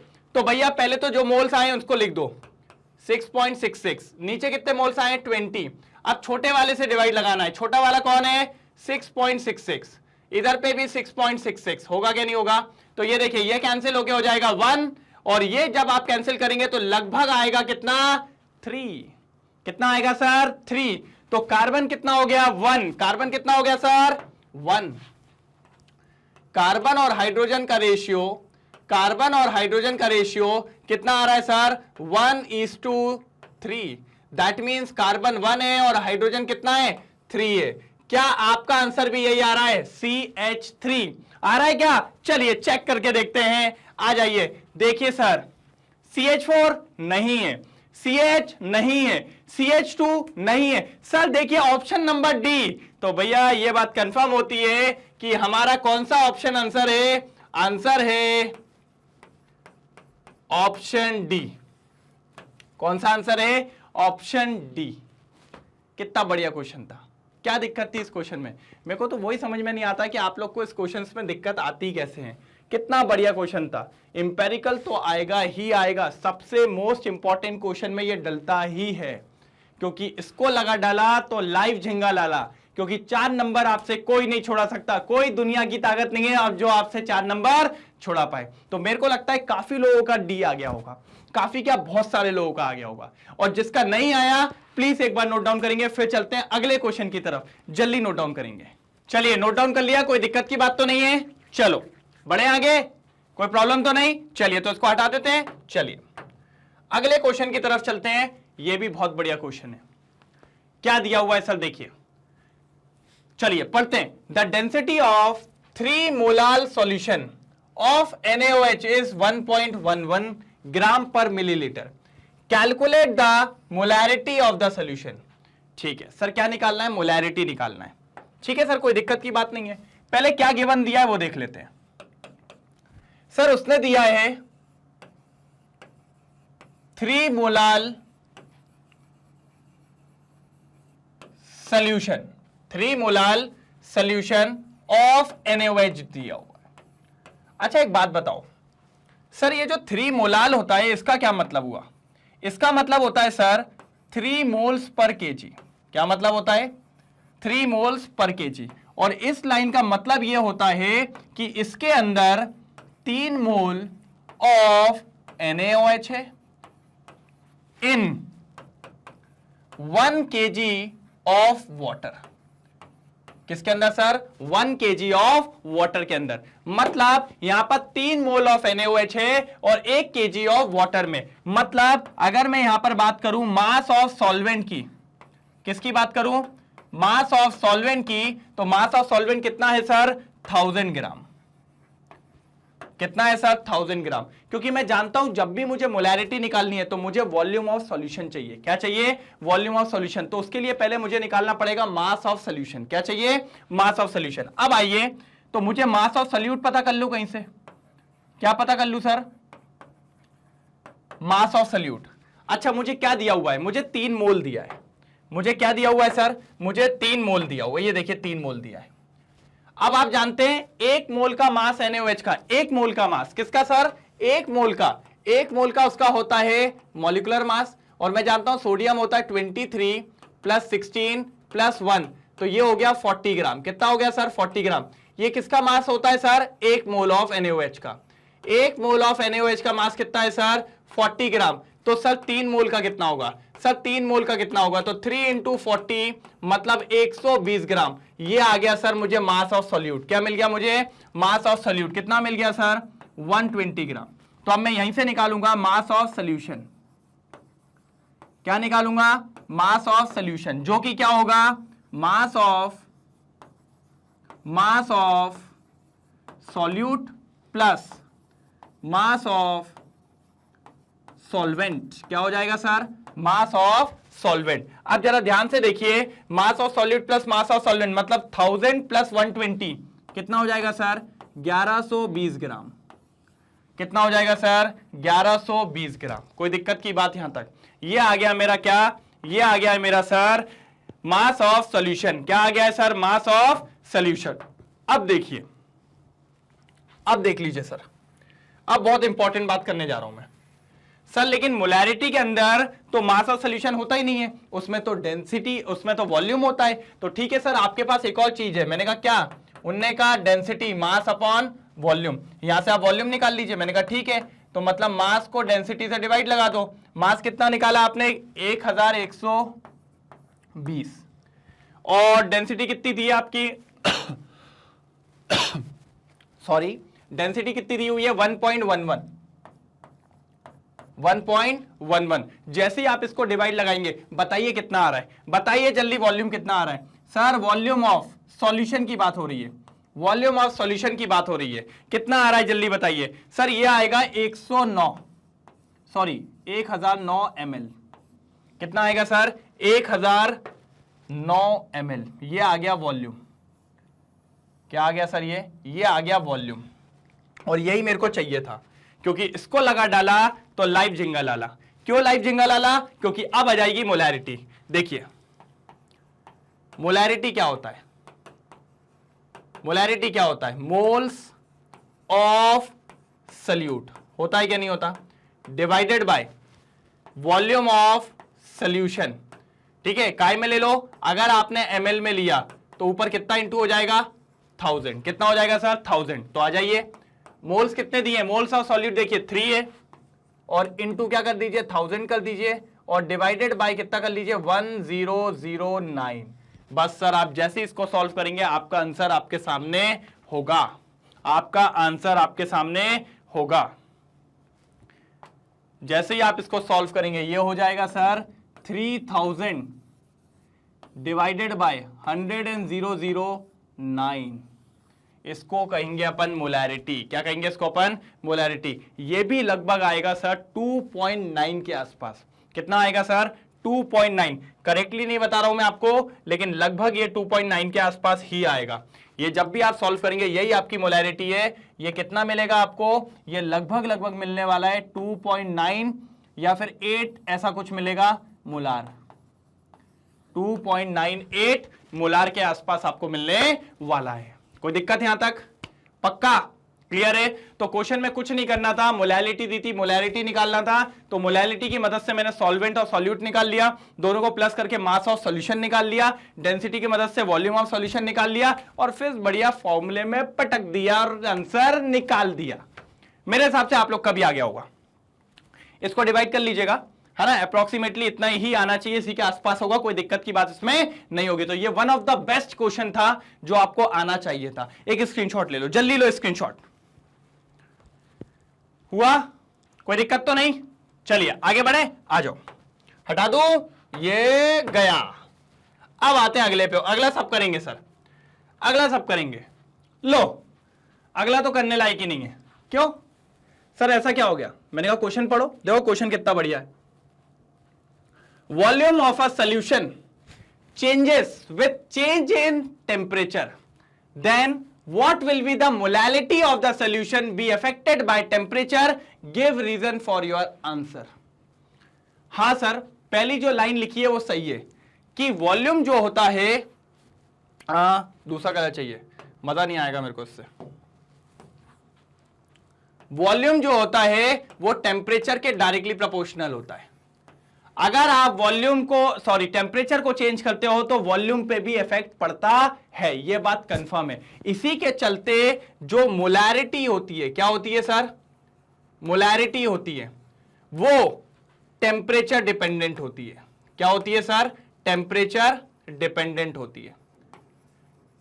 ये बात याद रखिए, मोलैरिटी जो होती है वो टेम्परेचर डिपेंडेंट होती है।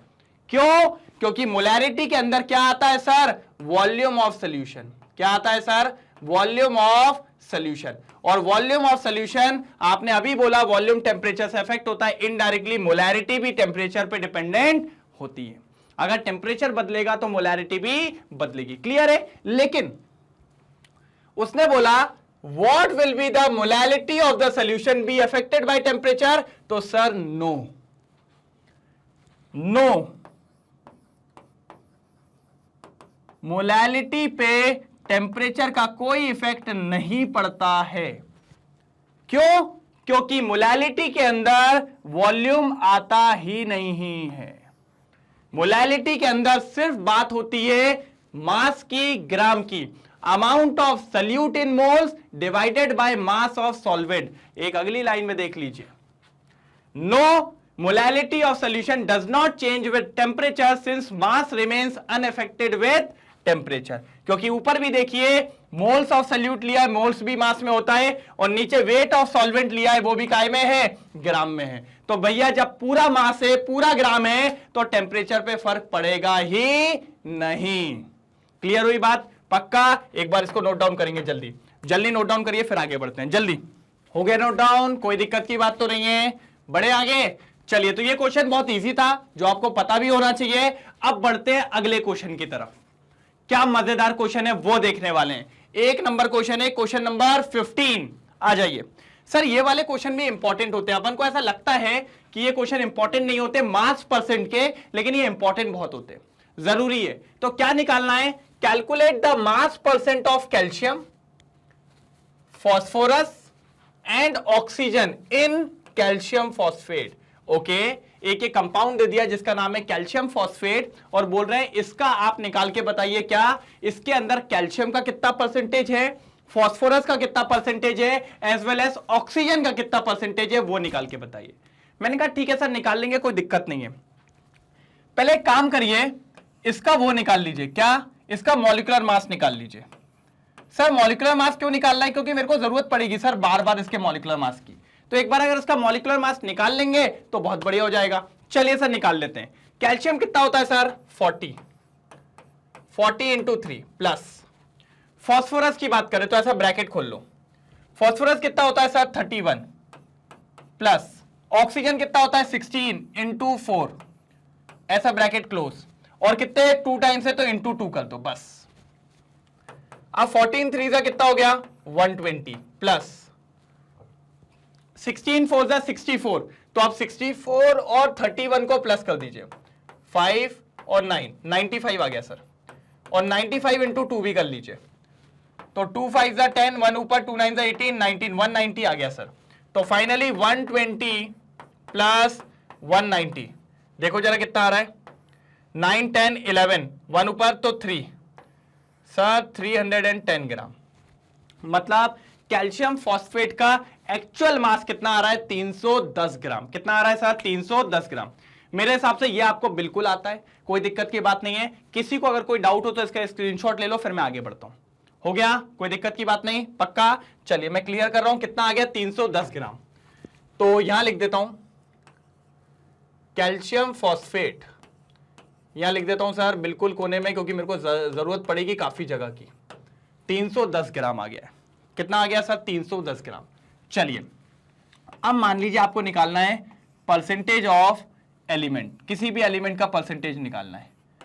तो सर फॉर्मूला होता है, क्या फॉर्मूला होता है, mass of element, mass of element into atomicity. क्या होता है सर, एटॉमिसिटी इनटू परसेंटेज है तो 100 तो आएगा ही, divided by mass of total compound, mass of total compound. ये फॉर्मूला होता है सर। ये फॉर्मूला अगर आपको याद है, आप हर एक का निकाल देंगे, कोई दिक्कत की बात नहीं होगी। मास ऑफ एलिमेंट मतलब जिस भी एलिमेंट का निकाल रहे हैं उसके अंदर, एटॉमिसिटी का मतलब वो वहां पर कितने प्रेजेंट है, नंबर ऑफ एटम कितने, 1 है 2 है 3। जैसे मान लो कैल्शियम के निकालेंगे तो कैल्शियम के कितने एटम है, 3, तो इंटू 3 हो जाएगा। कितना हो जाएगा, इंटू 3। निकाल के भी देखते हैं। सबसे पहले निकालते हैं अपन परसेंटेज ऑफ, सबसे पहले निकालते हैं परसेंटेज ऑफ कैल्शियम। तो सर ऊपर क्या होगा, मास ऑफ कैल्शियम आने वाला है। ठीक है, मास ऑफ कैल्शियम कितना होता है जल्दी बताइए, 40। दूसरी बात एटॉमिसिटी कितने हैं, 3 into 100 divided by mass of compound कितना है, मास ऑफ कंपाउंड वो लिखा है सर 310। चलिए सॉल्व करिएगा, एक जीरो से एक जीरो चला जाएगा, 4 3 12, 120 मतलब 1200 आ रहा है। ये आ रहा है 1200 डिवाइडेड बाय 31 आ रहा है, 1200 डिवाइडेड बाय 31 आ रहा है। चलिए तो इसको डिवाइड लगा लेते हैं थोड़ा सा। सर मैं डिवाइड इसलिए करता हूं कि आपको टेंशन ना हो, आपको सारी चीज क्लियर हो जाए।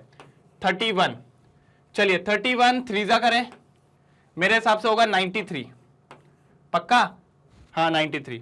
अब 93 में कितना बचेगा, 7 बचेगा, है ना, 27 आ जाएगा, 270। क्या 8 ट्राई करें, 31 8 8 1 8 8 3 27, 278। नहीं 8 3 कितना होता है, 8 3 24 होता है सर, 8 3 24 होता है, तो वो आ जाएगा 248, है ना, यही होगा ना, 8 1 8 8 3 24, हाँ तो 248 लगाइए, ये आ गया 8 कितना बचेगा सर, 22 बचेगा। पॉइंट लगाएंगे, 0 आ जाएगा, कितना आ जाएगा, 0 हो जाएगा, मतलब 220 हो गया। कितना हो गया सर, 220 हो गया। अब कितने से कटने वाला है, एक बार देखिए, 248 आया था 7 पे, तो ये मेरे हिसाब से 7 टाइम्स में जाएगा, तो ये अप्रोक्सीमेटली आ गया 38.7। कितना आ गया सर, 38.7%। वैसे तो मोस्ट प्रोबेबली सही होना चाहिए और अप्रोक्सीमेटली सही भी होगा, कोई टेंशन की बात नहीं है। तो कैल्शियम का कितना परसेंटेज अवेलेबल है वहां पर सर, 38.7%। कितना है सर, 38.7%। कोई दिक्कत, बहुत इजी था। एटॉमिसिटी 3 थी, मास 40 था, into 100 divided by mass of compound 310। ठीक है, फटाफट स्क्रीनशॉट लेंगे फिर आगे बढ़ते हैं, जल्दी लीजिए। हो गया, ठीक है, इसको भी ऊपर लिख देते हैं कि अपना एक निकल के आ गया। किसका आ गया सर, परसेंटेज ऑफ कैल्शियम आ गया। कितना आया सर बताओ, 38.7%। ठीक है, कोई दिक्कत। अच्छा अब लेकिन अपन को भाई क्लियर नहीं कर सकते, पूरा क्लियर करेंगे ना दिक्कत हो जाएगी। क्या दिक्कत हो जाएगी सर, सब कुछ चला जाएगा। तो याद दिला देना मेरे को आप लोग कि सर पूरा क्लियर नहीं मानना है, एक एक करके निकालते चलो। अपन पूरा बढ़िया आंसर्स लिख रहे हैं ऊपर सारे। मैंने कहा ओके चलो। अब दूसरा कलर लेते ग्रीन, है ना, फॉस्फोरस निकालते। Percentage of phosphorus. चलो, मास ऑफ एलिमेंट फॉस्फोरस का कितना होता है सर, 31 होता है, इनटू सर एटॉमिसिटी कितने, देखो फॉस्फोरस यहां P कुछ नहीं लिखा है लेकिन यहां 2 लिखा है, दैट मींस 2 है, तो 2 है इसलिए 100 डिवाइडेड बाय 310। कोई दिक्कत। अब अगर आप ध्यान से देखें तो ये इससे ये कैंसिल हो गया, हो गया ना पक्का? ठीक है, अब क्या बचेगा, क्या बचने वाला है जल्दी बताओ। सर 31, ये 62, 620 हो जाएगा। कितना हो जाएगा? 620। देखो ना 31 टू का कितना होगा 62, तो ये हो जाएगा 620 और डिवाइडेड बाय कितना हो जाएगा 31। अब एक बात समझो, अभी सर ऊपर 1200 था, याद आया? अभी 1200 डिवाइडेड बाय 31 था तो कितना है 38.7 आया। ये जस्ट उसका आधा है, तो मतलब मुझे लग रहा है ये 20% के आसपास। अरे सर क्या कर रहे हो, क्यों, क्या हुआ सर? कितना इजीली कट रहा है, 31 टू जा, सिंपल आ गया ये लो, कितना आसान था ये, तो सीधा सीधा 20% आ गया। तो भैया परसेंटेज ऑफ फास्फोरस भी मिल गया, परसेंटेज ऑफ फास्फोरस भी मिल गया। कितना मिल गया? 20%। कितना मिल गया सर? 20%। अच्छा, कितना बढ़िया था ये, तो बहुत बढ़िया। एटॉमिसिटी बस याद रखिएगा कितनी थी? 2 थी। हाँ सर क्लियर नहीं करना है? मैंने कहा ओके ओके भाई, नहीं कर रहा हूं क्लियर, इतना गुस्सा मत हो। अब सर ये लास्ट वाले निकालने के 2 तरीके हैं। या तो आप जानते हो कि पूरा कंपाउंड 100% होता है, अब उसमें तीसरा ऑक्सीजन ही है, तो इन दोनों को प्लस करिए और 100 में से माइनस कर दीजिए, सबसे बढ़िया। तो भैया टोटल आप जानते हो कि ऐसा लिख सकते हैं अपन, देखो टोटल जो है आप ये लिख सकते हैं, टोटल कंपाउंड कितना होता है 100%, और ये किससे बनता है? परसेंटेज ऑफ कैल्शियम से बना होगा, परसेंटेज ऑफ फास्फोरस से बना होगा, और परसेंटेज ऑफ कौन सा है लास्ट? ऑक्सीजन से बना होगा। बना होगा कि नहीं बना होगा? तो सर मैं ऐसा लिख सकता हूं क्या, 100 equals to percentage of calcium कितना आया 38.7, परसेंटेज ऑफ फास्फोरस कितना आया 20, और परसेंटेज ऑफ ऑक्सीजन मेरे को निकालना है। ठीक है, तो अब ध्यान से देखिए, 100 माइनस 38.7 और 20 कितना हो जाएगा 48, 58.7, 58.7, और यहां क्या आ गया? Percentage of oxygen. क्या आ गया सर? Percentage of oxygen. पहले पेन अच्छा ले लें, बढ़िया पिंकी पोंकी ले लें। ठीक है सर, ये लीजिए। तो अब माइनस करिए, जैसे इसको माइनस करेंगे तो सर ये आ जाएगा 41.3%। ये किसका आ गया सर?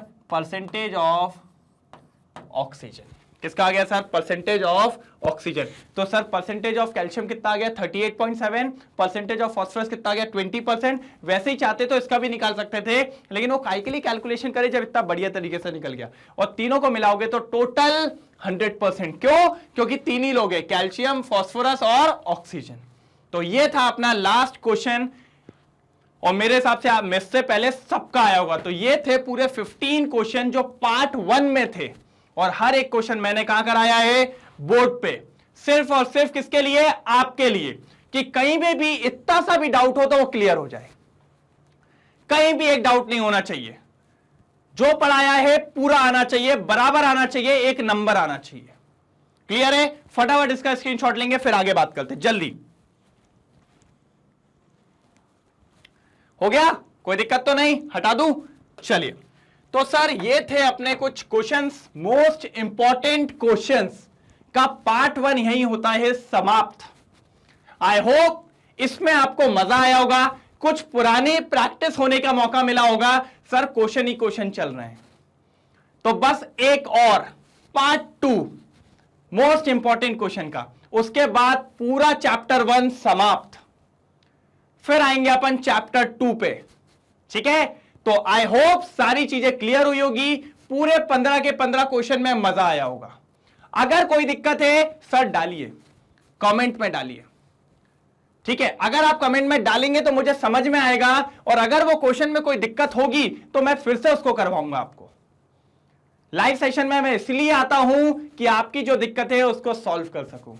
तो बस आपका इतना काम है सर, कहीं भी प्रॉब्लम हो रही है बस मेरे कानों तक पहुंचाइए, और मेरे कानों तक एक ही आवाज जाएगी, आपके कमेंट सेक्शन की। ठीक है, तो सारी चीजें बढ़िया चली रही होगी। तो आई होप सब कुछ समझ में आ रहा है, और अगर आ रहा है तो बने रहिए किसके साथ? मेरे साथ और मैग्नेट ब्रेन्स के साथ, जो प्रोवाइड कर रहा है क्वालिटी एजुकेशन बिल्कुल फ्री। आप YouTube पे तो इन लेक्चर्स का मजा उठा ही रहे हैं, अगर आप चाहें तो मैग्नेट ब्रेन्स की वेबसाइट पे भी जाके इन सारे लेक्चर्स को देख सकते हैं बिल्कुल फ्री, वहां पर एड्स भी नहीं मिलेंगे। दूसरी इंपॉर्टेंट बात, प्लेलिस्ट के फॉर्म में आपको सब कुछ मिल जाएगा।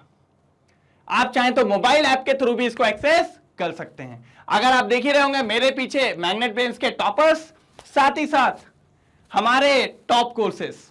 मैग्नेट ब्रेन्स के 2 चैनल हैं, इंग्लिश मीडियम में सीबीएसई जिसपे क्लास 11 की केमिस्ट्री पढ़ाता हूं मैं, माय नेम इज हेमंत उबरे, आप लोग जानते हैं। बाकी कोर्सेज भी हैं, स्पोकन इंग्लिश, सीयूटी, एनटीएससी और ओलंपियाड जैसे कोर्सेज भी अवेलेबल है, सिर्फ और सिर्फ आपके लिए बिल्कुल फ्री, एकदम क्वालिटी वाइज।